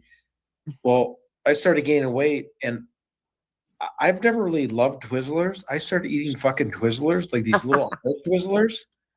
And when you watch a 5-year-old run around and play Barry Dad all day, I'm like, give me those goddamn Twizzlers. You know? I know. For Nicole and I, we've been Nicole and I have been eating up those Ricola candies. Ricola? Yes. The cough drops? Yeah, the lemon ones. They're not like cough drops. They're just like. You sound like my dad. He starts eating Tums and cough drops and shit. That's like the honey lemon one. Oh wow, I love Ludens. They're just like candy. Those have too much sugar in them for me. For some reason, that's it's like the Ricola ones. So I can't tolerate a lot of sugar though. I can't do it. Gotcha. No, I can't either. Like because sugar's hard to get rid of. You know. Did you guys see Sergio's analysis of Jerry Holman interviewing Richard? Yes. He flat out said, that man is 100% innocent. However, I think that detective needs looked into. Yep. It was rolling. He's awesome. Listen, even Jennifer Coffendorfer, she doesn't believe that Allen is guilty, and she thinks everybody's guilty. Right? Yeah, right. And y'all, to clear up a little rumor going around about the state's witness saying, sorry, playful pups. She's never been wrong. Well, she's never been wrong because even though she said that bullet matched his extraction marks after she fired it 6 times, she also said none of the other guns looked at could be ruled out. No, what? Right. Well, how can you be wrong if you can't exclude anybody? Oh my and God. Jennifer Coffendorfer said herself on her channel that whole entire thing is bullshit. Yep. Yeah, you can't the whole thing. chamber a gun so many times. Yeah. Right. She said, and you can't fire it and expect it to be legit. She tried. She said, if you can't cycle it and make the marks, then it's not a match. Yeah, right. Exactly. Yeah. So she had to fire it. Come on. I mean, Multiple firing times. it is it. Yeah. Oh my goodness. Which is ridiculous because if it were not for that gun and that bullet, then he wouldn't even been in prison to begin with. They wouldn't have been able to lock him up at all. Exactly. Holy shit. Just hold on. They were lying out their noses. I just got an update. Let me check from JRL or JLR. Man arrested. Wait 1 second. Oh, yeah, my heart racing. No. And it could be detained, so I don't want to jump the gun here, but let me just Google it real quick. Man arrested. Goodness. Oh, shit. JLR is nuts, but he is a hoot. Yeah, he is. Wait. Wait, you know what? I'm just gonna go to a news channel or TMZ. Man arrested for what? What case? Guthrie. Oh. No, I know, but it could be a detained thing. Wait, let me just check TNZ or TMZ. Yeah, because they've detained a couple of other people. Man arrested before, for reportedly DJing. Oh no, this is a clickbait. Wait, I'll read it to you right now. Mm-hmm. Nancy Guthrie disappearance. Man arrested for alleged DUI outside of the home. Oh, Never mind. What? Oh no. Oh my God. They're willing to do anything for clicks. Yeah, that's TMZ is horrible with their reporting sometimes. It's just like they said in that David case, the singer with the underage girlfriend dead in the front trunk. What is that about? Who chopped up who? What is that about? Oh my God. See, she was dismembered. They were right about that, but that's were not wrong funny. about the It's just the way he said. They Who said chopped she was up who? frozen. She wasn't frozen. What? Yeah, Are you TMZ sure? reported that she was frozen. Maybe she was. She wasn't. No. No, because Sloan Hooks has an insider at the medical examiner's office, and they said no. Okay, they can tell that for sure. Then okay. So who chopped up this poor girl? Was it that singer guy or one of his friends? Well, that's what they're trying to figure out. I mean, she was dead and dismembered in the front of his Tesla trunk his trunk and his Tesla. What? So I mean, ooh, that almost smells like a she'd been dead setup. for some time. What? He didn't know she was in there? God. Of course he did. They something happened and they dismembered her and tried to get rid of her. Oh wow. Oh wow. If he didn't kill her intentionally, who knows? Mm-hmm. Do y'all think Nancy's dead? Unfortunately, I think she probably is. There's something going down. Yeah. Because she can't. She's got a I think pacemaker. She's got cardiac issues. She can't live without her medication. She'd have to have blood thinners. The kids she wants medication, and then if you're not going to, oh God. Oh, it's okay, honey. The kids came forward. So I was going to say, if I'm so sorry. I have a delay over here again. That I was going to say, if you're not going to show a proof of life, and you want money. I mean, why wouldn't you show like a picture of her? Like even Al Qaeda, ISIS, when they're beheading people, they at least show the person. A finger? Don't you cut a finger off and send it in? Did you see that, guys? Yeah, nothing. It played live nothing, on, and then you get all these. Yeah. When it's streamed live on YouTube, Sorry, I'm him blabbering. beheading I don't even have this much energy at 1 o'clock in the morning. Al Qaeda beheading the Indianapolis journalist live on YouTube. Did y'all see that? Oh my gosh, that's something was you that never recently forget. or wait. So Couple was years that ago. that good-looking guy with dark hair? Yeah, I saw that. Good They looking had a guy. bunch of those on a couple years ago. Good looking guy. with dark- You know what? Wish I could think of his name. I can't get into detail. So I have a stepbrother, and the guy was a jerk. Like, so my mother got married a couple times. I met him. He was okay. We'd fight on Thanksgiving, Christmas. We'd get in fights all the time. So he became a tier 1 operator, which is, in the military. And he told me, and this is, I don't even know if I should share this because it gave me nightmares for like months. But like, so when you're tier 1 is the JSOC, it's a Joint Special Forces Operation Command. So you have like the Naval Special Warfare Development Group, which is SEAL Team 6. And then you have the Combat Applications Group, which is known as Delta Force. So they would try to save kids. I actually shouldn't share this with a bunch of women. I mean, this is horrible. This is actually the worst. It's okay. I mean, I'm okay. Is everybody else? I think at this point, we're used to this stuff. Right. Okay. This is the worst thing I've ever heard, though. Like, this is up there with Jeffrey Dahmer, just to let you know as a trigger warning. Worst crime scene photos I've ever seen were the West Memphis stories. I don't even know if I can share this. This is actually like. Sure, you can. I'm a nurse. You can't scare me. Okay. I'll be as vague as possible. So when they would, do house raids because we owned the night, right? Like that's how we won the battles because we have night vision. Well, I mean, this is actually like the worst thing you could think of. Oh, this is actually, I don't even know if I could say this. So they would take newborn babies from the women. I mean, this is Yeah. They didn't put them in the oven. And I'm cook into them, the did they? Epstein files. I'm good. Okay. They would boil them in soup broth and Yeah. then make the mothers drink it. Jesus. Wow. I mean, I'm sorry. Lord. I shouldn't even Don't be sorry. That's what happened in Israel. They put their babies in the oven and baked them while they screamed. They made the parents sit there and listen. I mean, freaking nuts. when I heard that, I was. Dang. Wow. Yeah.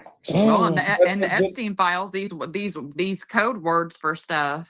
Have you looked into what these code words are? No. God. Like the beef jerky and the cream cheese and stuff like that. What? No. I think I know what pizza means, though. Yeah, Pizzagate was not a conspiracy theory. It was the truth. All of that is true. Oh wow! But there are other words. There are Were other they code involved? words. Huh? Were they involved, Hillary?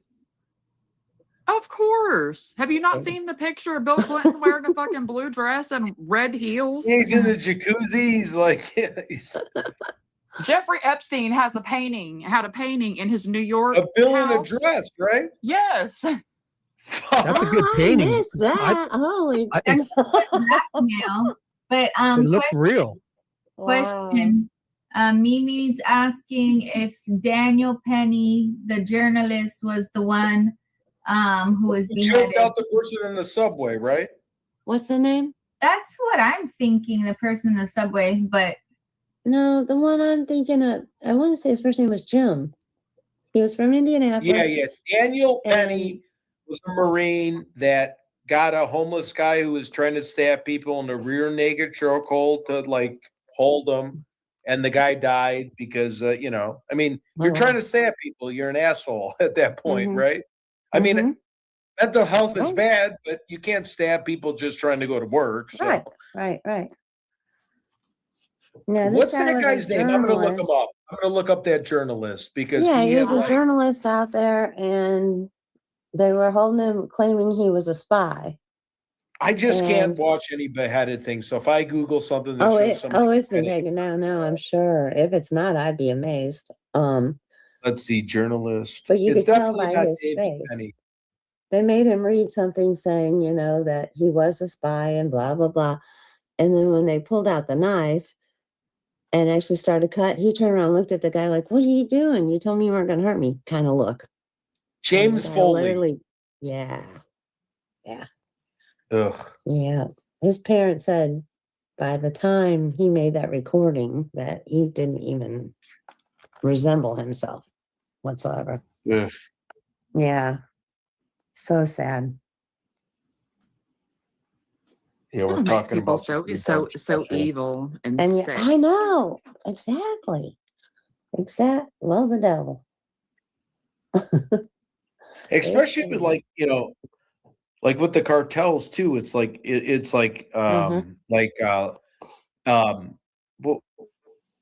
the hell was that cartel? Los Zetas. It was like, all right, let's tie your family members to a tree and starve tigers and let them eat you while you're eating dinner with us. I mean, just like the goofy, it's like, all right. Entertainment. Wow. Yeah, I'm just like, all right, just shoot the person at this point. Like, what are we doing here? Exactly. Wow. Who's talking about here? All the guys mentioned, everyone is like, oh, I only know him in a business sense. So who were the nasty pervs? What? I'm not sure. What? Which conversation? You guys mentioned. It's like, if it's about Epstein, all of them were nasty. Clarify, Kelt, for us. Especially remember Stephen Hawkins in the wheelchair? He was there. Oh my God. And like, what are you even doing there? You know your shit does not work. What are you even doing there? Yeah, what? Stephen Hawking's too? Oh my God. Oh yeah, he'd be hanging out there. He's like just sitting there. Observing or participating with No, he had ticks brutality. all around him and shit. Like, what are you doing? Your junk don't work. Go the fuck home. I'd be hanging out next to him if I had to be in Epstein Island. I'd be like, yeah, you're right. Yeah. His junk doesn't work. I'm gonna go sit on his junk. Drive me around on your wheelchair, dude. It's the ones that have that problem that use other things brutally. No. That's not a stretch at all. Mm-hmm. They all covered for each other. They all released statements saying it was only business. Wow. I mean, yeah. You know what's so disgusting too? The email suggests like otherwise. A 20-year-old young looking enough, like a person who's 20? Like, do you have to go after a 14-year-old? Like, isn't people in their early 20s? I don't know. Maybe because I'm in my 40s, but isn't somebody for me personally, 37 to 153 is perfect with a pulse. I'm in. Yeah, no, I'm just saying, like 20 negotiable. Right. Why? No, they have to have a pulse. No. 23, 24. I mean, they look like little children in their 20s now. It's like, all right, you got to go 14 when they look like they're, Listen, Donald Trump said on I can't remember which show it was. It was a news show though. Mm-hmm. And they were talking about the young women that he canoodles with, or whatever the hell you want to call it. And they're like, well, what age is the cutoff? Like, what is too young? And he said 12 is too young. Oh my. Yes, he said it. Yeah. 12. Do you remember he used to be the 13, judge? 14. I think Abby with Logan Holder was too young. What about Mick Jagger was part of that shit too? Who? Mick Jagger, the Rolling Stones get creep job. What? Doesn't surprise me. That's nasty. Radarrr, you'll remember. Remember Daniel Pearson? Wasn't Shelby Hicks a bit older than him too? Daniel. Was she older than him? Yeah, I heard Shelby Hicks was older than Daniel Pearson, the ones that were on the bridge. Yeah, I believe. Yeah, I could see that. And he was about to be married, right? I don't know, but I thought he was around 17 and she was like a couple years older. At the time of the he murders? was definitely in a relationship. I know that. Right. You mean at the time of the murders? Shit. Yeah, when he was on the bridge with Shelby Hicks. Oh, gosh, I think he was at least 20. You know, now, no. Also, Radarrr is Shelby and Daniel Pearson and Shelby Hicks, the ones Derek says he saw, the boy and girl. It could only be right, unless there's people that aren't coming forward. Right now, the way I did it, I worked out Derek's walking, and he couldn't have been there till 4:30. With all that walking. They left and came back. Yeah. Daniel. Well, he went and sat in his car for 15 minutes, right? Well, Derek kept doing that. I don't know what that was about. But Daniel and Shelby left and went over to the Amish part of Camden. I don't know what for. I had when I was in high school, I had a culinary arts teacher that was always wanting to go to dinner with me, and she must have been like in her. I mean, it's creepy thinking of it now. But she would be like, "What are you doing after work or school?" That's weird, right? I guess she never went because you've been telling us a whole bunch of other stories right now. Oh my God. You know, she'd let me leave the class. I would never have to show up. I could I could go like to reset. I could do anything. It was very, very strange. I looked her up the other year, but she's not there anymore. Cause I was like, I wonder if she had that pattern. Obviously, if you're doing that to one kid, you're doing that to everyone, you know? Mm-hmm. Wow. Detention tonight, 8 p.m. at Rizzoli's restaurant. Or the No-Tell Motel. Oh my goodness. Radar, Yeah. you're a hoot, aren't you? I tell you. I've always enjoyed you in chat. I just haven't heard your little giggle. Love it. Yeah, no. Shelby and Daniel left. And I want to say that was around 3. Hey, wait, Radar, not to interrupt. Can you get me into Ron Hogan's house with a son at all, or no? Dude, what? Huh? So I'm going to be out in Delphi. I know I've been saying this a million times. You guys probably won't believe it, but the first week of March, can you get me into the Ron Logan's property and meet the son, or is that kind of shut The down? son isn't living there. The son lives in Lafayette. At least last known, he's taken his, information down. But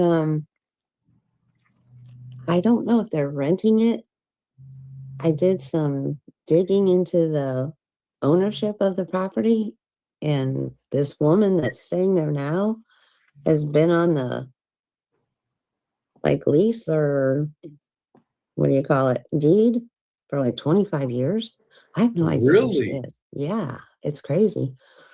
So I don't know if she's just a fake name or what, but it's not. So now that I'm sorry, I'm interrupting my ADD. But I was talking to Shibby about this last time we were on a live, and what if Logan came from his side of the property, walked by the girls, did a U-turn? Because if you look at Abby, she looks like she's saying, "Oh shit!" Now again, I'm putting words in her mouth, but she's like turning around like this, and again, what are your thoughts on that? Do you think he came all the way? I mean, Shibby said maybe he was under the bridge and then came First up. of all, Radar, 1 second. I think Ted's mistaken. He thinks he's on Brad Weber's side. Logan is on the other side. Remember, Ted? He's on the north side. Logan lives on the other side. But No, I know. So whatever side his house is on, is that where they walk down the hill or no? No. Oh, okay. Then I'm completely twisted around. But he knew where all the sandbars were. So he would have known if there was somewhere where he would only get his feet wet. But also, Radar, if you know how you can go when you're looking towards the north end of the bridge, when you're say you come from Mears and you're walking towards the bridge, right before you get on the bridge, you know how you can go walk down to the left, go right down to the crime scene, right? Right. Logan could have, if it were him, or anybody could have stood anywhere around there. And once you see them walk on the bridge, you could have just walked up there and got onto the bridge behind them. And not even have so Logan's on the north side. And on the south side, I don't know if you've ever been there, but on the south side, you know how those pillars are, those big concrete square things? They have them stacked. I mean, it's hard to get down that hill, but it wouldn't be hard for someone to sit or climb up those stairs. Can you, are you, when I'm in Delphi next, can you take me on a journey, or would you feel weird? Who, me? Yeah. I wouldn't feel weird at all. No, I know. I'm just saying, going back to that area. I mean, me, I'm fine. I'm not weirdo. Something crazy happens every time I go. Just a heads up. But I will bring my buddy Jonathan. He is a tall girl. I mean, he's he'll at least help us. But I've been chased by Maxwell. I've been chased by a cop. I've been chased by Mears. Yikes. Who's Maxwell? I'm sorry? Who's Maxwell? First home searched over there off of Bicycle Bridge Road. Jim Maxwell. It's Logan Maxwell's dad. Logan Maxwell was the one that Tara said she saw walking on the tracks while she was searching. So, Shibby made a lot of great points on who the suspects are. The one thing that I have a hard time getting over is just in Nicole Robertson's affidavit, or the probable cause affidavit, when she said when somebody is doing a false alibi before a crime has been discovered, that's the one thing that just messes with my head. Mm-hmm. Like, is like 90% the culprit, you know? Right. But then again, me and Shibby were talking about, like, why would he keep the bodies Right. in his yard? Why wouldn't he tarp them up or burn them or get rid of them, right? Right. Unless he Ron Logan couldn't was move way them. too savvy to leave bodies laying out. I So if agree. he had And he anything to do was- with it, he would have buried them, burnt them, or put them somewhere in his truck and took them where, he would never leave them laying out there. And he was highly protective of his property. But Right. if something got out of hand and there was evidence on the property, would it be easier to try to hide them or to make it look like a setup? Otism or something? Mm-hmm. Because Or- how were they supposed to get those girls out of Right. there? They couldn't because of all the searchers and the police and everything else. Right. Right. At that point, they could hear the searchers. I mean, he said his backyard was lit up like a football field. They're Why didn't coming we to see knock those on his bodies? door, asking to search his But property. nobody went mhm. across there, though. Nobody went into that little area at all. That's what's bizarre. They knocked on his door and asked for permission. He said, "Sure, go ahead," and then nobody went down there. Well, But they lit 20 it up cops. like a football field. Well, 20 cops. They were going hand in hand almost from Weber's Drive all the way to the south side of the creek, right? But they never went across the creek, which is baloney, I believe. Well, I think Uh-huh. I don't remember if it was Kelsey and Cody or Kelsey and Pat Brown. I want to say I thought Kelsey was one of them. Knocked on his door and asked if they could search his property. He said, "Go for it," and they just searched around the house and didn't even look down the hill. Right. Well, in Liebert's affidavit or testimony, she said Kelsey and them were over at around 4:30 banging on people's doors on that side. Right. So, and that Mitch Catrone showed up at like 5:45 and he went straight to that side talking to Mike Patty. Then he went up the hill, looked around and went straight to Brad Weber's door.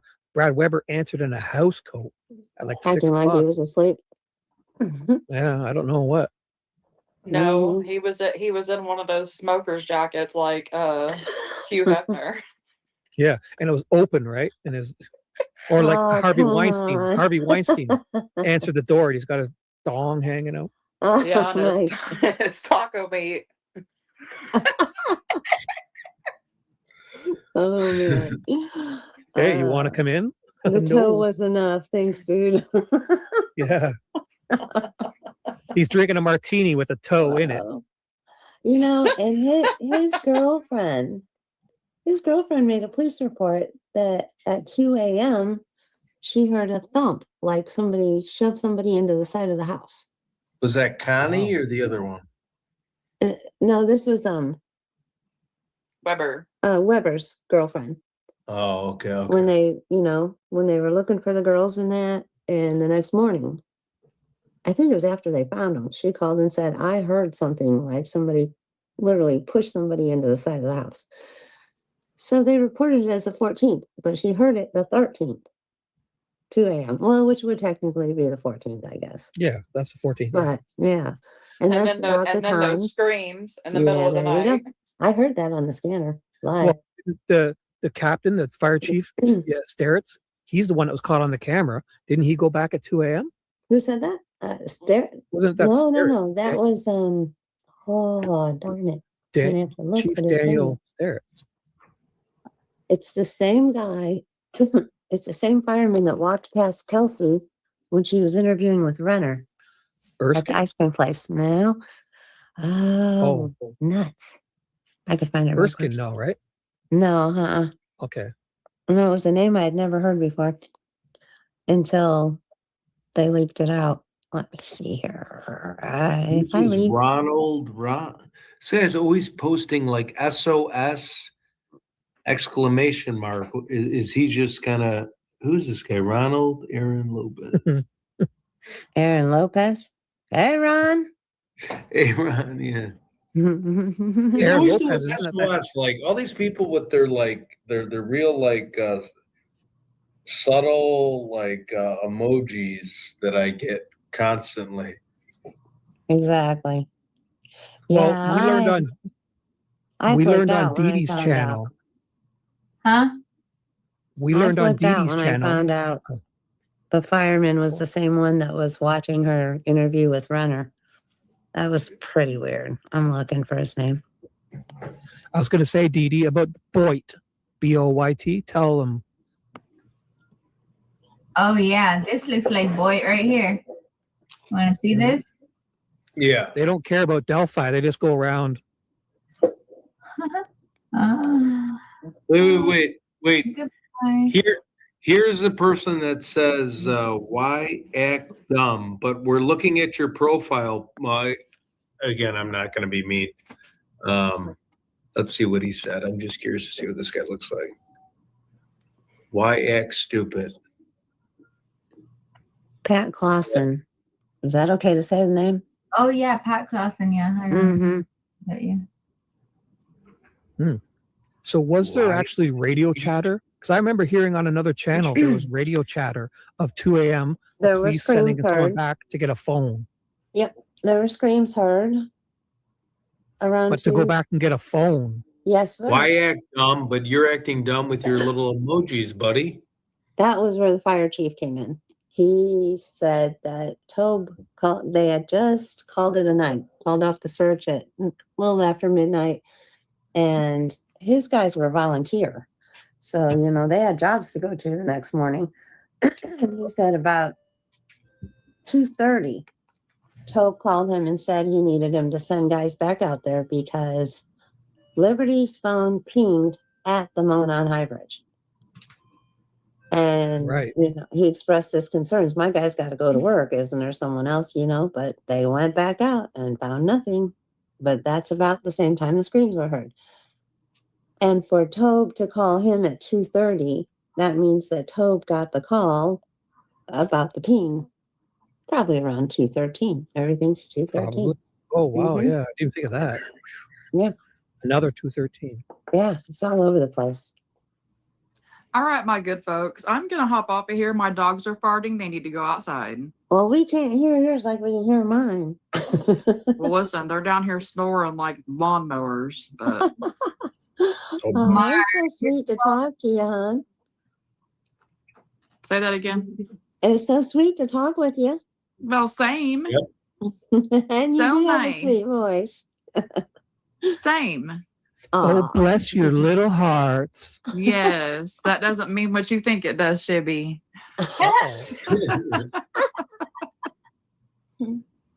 Okay, tuck me in, little heart, please.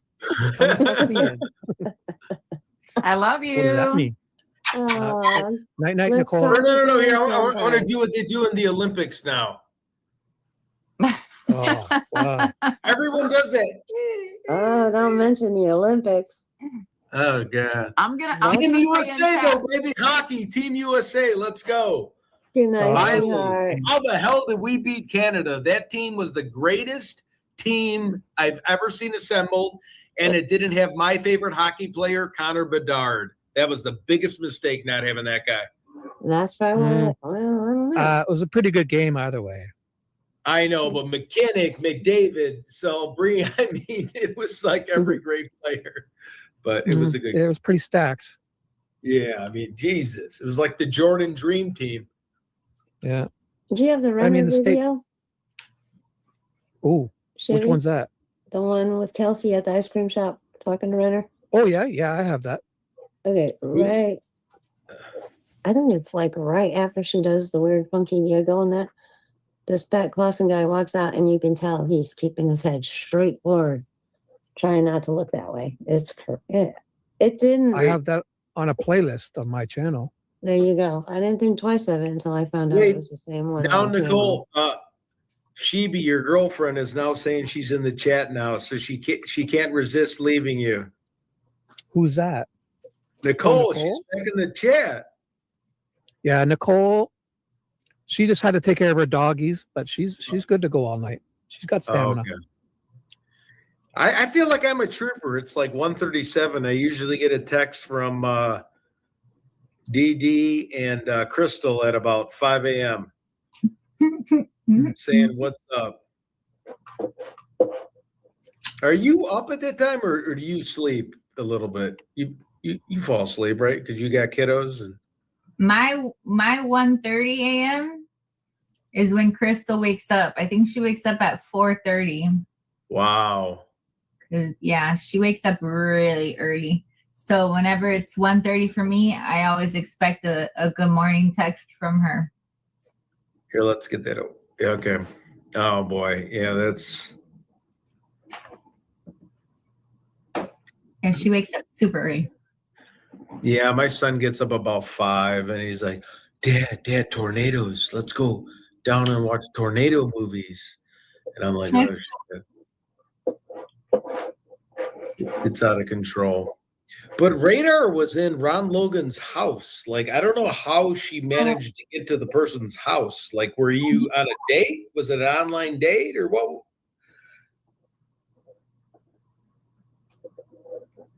Radarrr?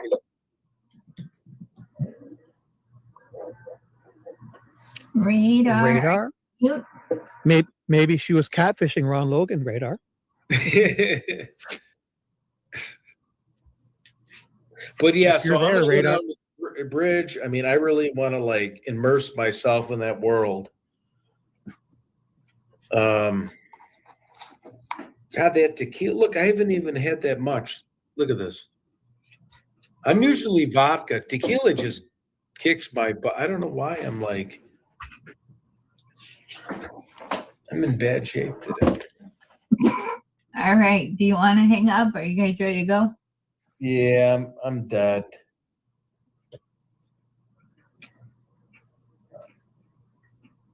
Peace out. It's up to you. I'm good. Yeah. If you guys are done, it's been great. It's been wonderful. All right. Peace out, everybody. It's been awesome. Hopefully we can do this again. I don't know if I'll start my live stream. I had one ready to go. I've been pushing it back. Maybe I'll just start it up and see if anybody comes. I don't know. Yeah, I mean, honestly, it's crazy. People just start showing up. Yeah, no, I agree. I don't know. I guess I'll try. Kelt says, Ted, watch those movies. Soon they don't want to hang out with their parents. What? The tornado movies. Oh, no. So true. I know. These are the best years. Yep. Exactly. Yeah, I got to be up at like 6 a.m. So I think I'm going to. So Dee, throw my live stream in and I'll start it up. And if a bunch of people come, maybe I'll do something. I don't know. Say again. Throw my live stream, the one I had up in. And if 10 people or so come, I'll either read something or we'll talk or. So I'm up till 8 a.m. So I have a live stream ready to go. I've been pushing it back and back. Oh wait, but it's not this one. It's the red one. The red one, yeah. All right, I'm going to head to the bar. I'll talk to you guys in a little bit. Awesome, Ted. Thanks. And email me or let me know. I'm around anytime. All right. All right, beautiful. I had a great time talking with everyone. Great time. Good night. Bye-bye. Radarrr. Can't hear you, but good night, Radarrr. Good night, Dee. Good night, Ted. Good night. Good night, Chuck.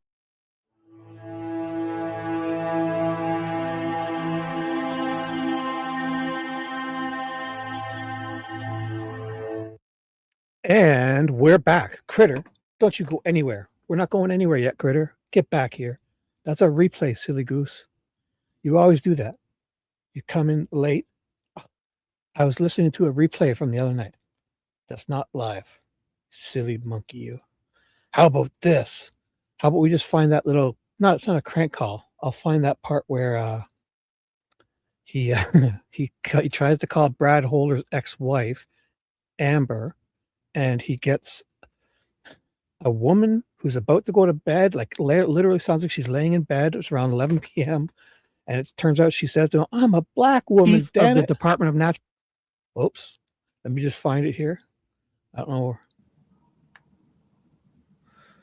So you'll hear me. I'm just going to be scanning through, okay? But I need to keep the audio on to hear it. So I'm going to just find that call where Ted is calling people and he gets a hold of a woman named Amber Holder, but it's not Brad Holder's ex-wife. It's apparently a black woman who he wins over, surprisingly. Watch.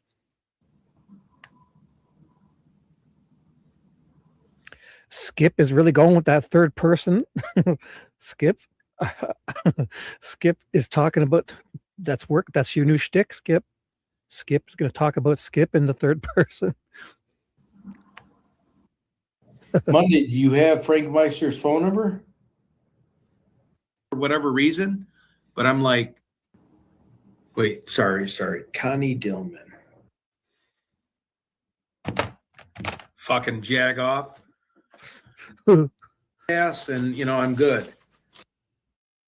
Okay, I'm going to Google that now. Walmart to pick up her order or what? At the table. Crawl over that fucking bridge. I don't know if I'll be able to find it. How about this, guys? What do you want to do? What time is it? It's 12:55. So Dave will be going live in 15 minutes. Hey, Skinny, what's up, bro? What's up? What's happened? Anything? How do you want to finish this out, guys? I need to keep you warm. I need to keep you warm, and that's going to be a teaser. So we need to. Here, how about this? You got to get on over to this young man, up and coming star. He only has 2,300 subs. He needs the Shibby bump of, oh my God, I'm at 257 now. Oh my God, Mom is going to be so proud. I'm going to text her tomorrow. Mom, I'll text her 3:00 in the afternoon when I wake up. I'll say, Mom, I just woke up. I'm going big time. And she'll be so proud that I'm awake. Here he is, young man, this guy. Here he comes. Let's do this. Help this up and coming star. Up and coming star right here. Oh, here we are. Here we are. That's the young man. A young man called Ted. V. Skinny's here. What do you guys want to do? What do you want to do, bro? Let's do this. We got time. I'll put my chat back up because we're not going to do that anymore. Ted investigates. Oh, you guys want to watch? I was watching drone videos. No, not that. We did that. No more of that. Help this young man. Oh, here's what I was showing. We were talking about on my, hopefully I don't get a strike. Watch this. We were talking about this the other day. So those new drones, it's a couple years old, but watch, you put it, this guy does it really good. It's on. Now I'm going to showcase you the many features and different modes of flying that the Hover Air X1 has. I'm actually quite surprised with what it has. I assumed it'd have like 3 types. So these are the different modes that we've got for the Hover. Let's see. There's a nice little, here we go. There's a nice little tab here that shows a little flight mode. Basically, it's like a little drone that you set it and it recognizes your face and it follows you, and it's like a little cameraman for you. It's pretty cute, little mascot ghost thing. Currently, there's 10 features that the Hover can do. And actually, I think they added more since it came out, which is really cool. So they're still adding new flight modes for users to have. You gotta see your face for it to be able to take off. All right, there we go. That's cool. I should probably get it to come towards me. I think it's taking my audio as well from the phone, which is really, really cool. So the main thing about Hover is it stays static in one place, and then you can go wherever you want, and the drone's supposed to track you. You can see it's not super fast. I mean, I guess I could run a little bit. Can I outrun it? Oh, it's doing pretty well, actually. But I think I'm like in the corner of the frame. If I step a little further away, I think it'll track me better. And if I just go at a walking pace versus like a running pace and like jump over the floor. Yeah. How cool is that? And it uses your microphone from your phone and it records. So you got the microphone of your phone and it's the drone video. You don't even hear the drone really because it's so far away. Okay, that's enough of that. This is the next mode of the Hover Air X1. It's called the zoom out, where it tracks you and it flies out a certain amount of distance for what you can set in the app. Oh, it's coming back. That's really cute. I love that. Now recording, and it'll just go back into its thing while it keeps the audio on me while I'm holding the phone. Holy crap. Oh. All right. I think it detected an obstacle. Okay. Me neither, Skinny. Me neither, bro. Coming back. It ran into some trees. Okay, that was a good real life test because if you see behind me, the drone, when I flew it, ran into this tree bush. I didn't even think about that. Some drone pilot I am. Nicked it very slightly. I thought I was gonna start to descend, but it actually started coming back exactly the way it came, so it wouldn't get further stuck. So that was actually pretty good on Hover Air X1's account. Good real life tests. We've gotten 2 features down. Let's keep trying. The other feature, I think this is one of the more impressive features that the Hover Air X1 has, which is the follow mode. The wind is pretty strong, so you can kind of see it struggling here. The perfect real life test. And that's enough of this guy. How about we do this? I was going to dun dun dun. How about this is the way we go? And if I get a copyright strike, I'll see you at Dave's. Let's see what we can find here. What is it again?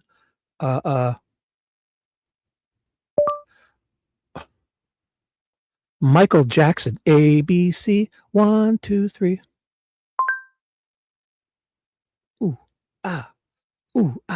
This is the one I watched, and I never got a copyright strike. So let's do this for the people, for Heather Brown. If I got a strike, I'm just going to shut her down, and I'll see you at Dave. Gary, I Indiana. don't think so.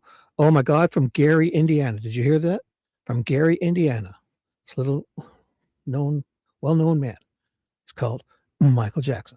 I dedicate this to Heather Brown. I dedicate it to Skip Jansen, to Skinny, to Louise, to V.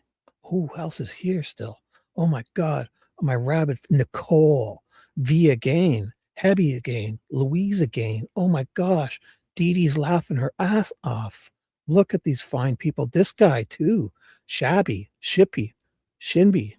Oh my God, who else is here? Candy, you still around? Let's do this for the people. From where? Gary, Indiana. Gary, Indiana. Over. Oh, for Lucy too. Lucy's still here. And Candy's still here. Let's do it for the people. For the people.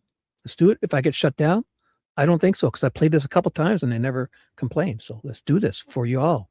I wrote this as a little ditty I like to call ABC. And I Want You Back. They do like a double medley. And we're back. Oh my goodness. No strikes. Look at Shibby's on. Shibby's on. Oh my God. What do you guys think we should do? What do you think we should do? Oh, let me see. What if I just take this out? And how about, because for whatever reason, Michael Jackson, when he's doing that moonwalk, he didn't strike me then too. Oh my God, this is it. Let's do it. Fuck it. If I get shut down, I'll see you at Dave's. If I get shut down, I'll see you at Dave's. Let's do this for the people. Billie Jean, Motown. Look at this. What year is this?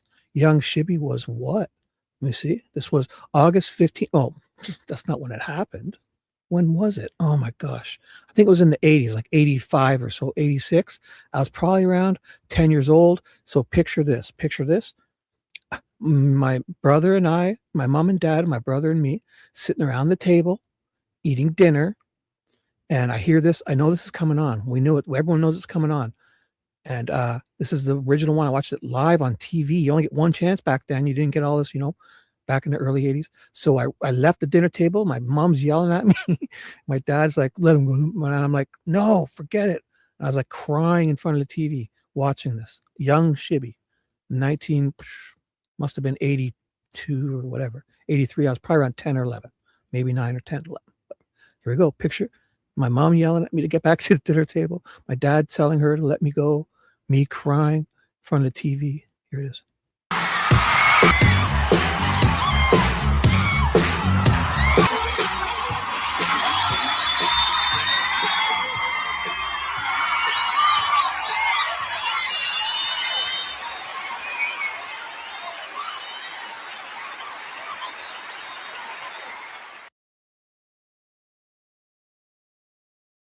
And still no notification from Dave. What do we do?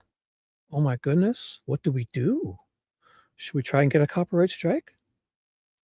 See what happens? What do you guys want to do? Oh my gosh. Oh, Thriller. That's a little too long, right? Oh, it's 13 minutes. Oh my goodness. What can we watch? What's perfect for now? Jeepers. Oh, how about that Michael Jackson and Britney Spears one? Let's see if we can find that. It always gets people excited. Well, let me see if I'll just type it in. 1 second. Oh, 1 second.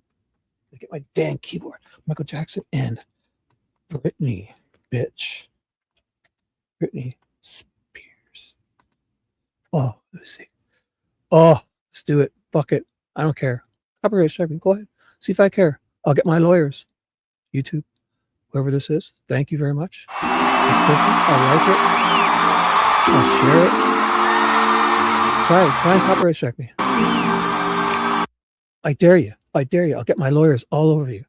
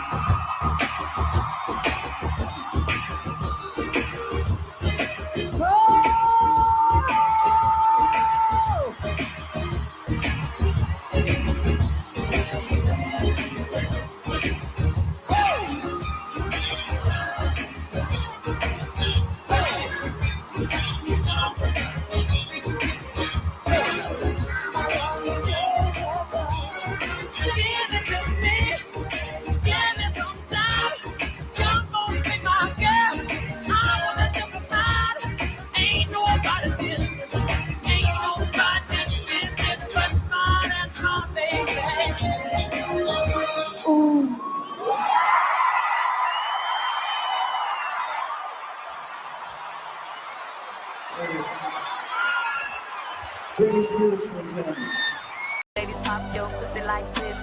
Shake your body, don't stop, don't miss. All you ladies, pop your pussy like this. Shake your body, don't stop, don't miss. Just do it, do it, do it, do it, do it, do it, do it, do it, do it, do it, do it, do it now. Lick it good, suck this, just like you should. Right now, lick it good, suck this, just like you should. My neck, my back, lick my pussy and my crack. My neck.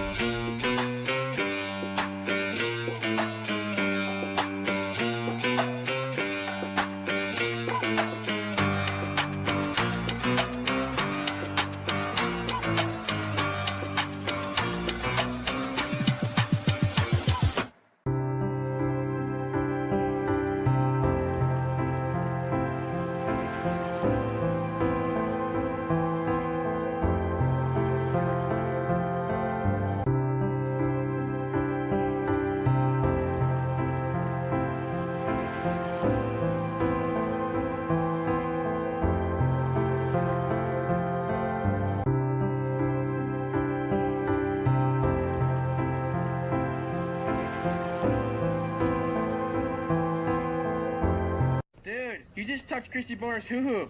Shibby! Low five. Yeah. Let's get out of here.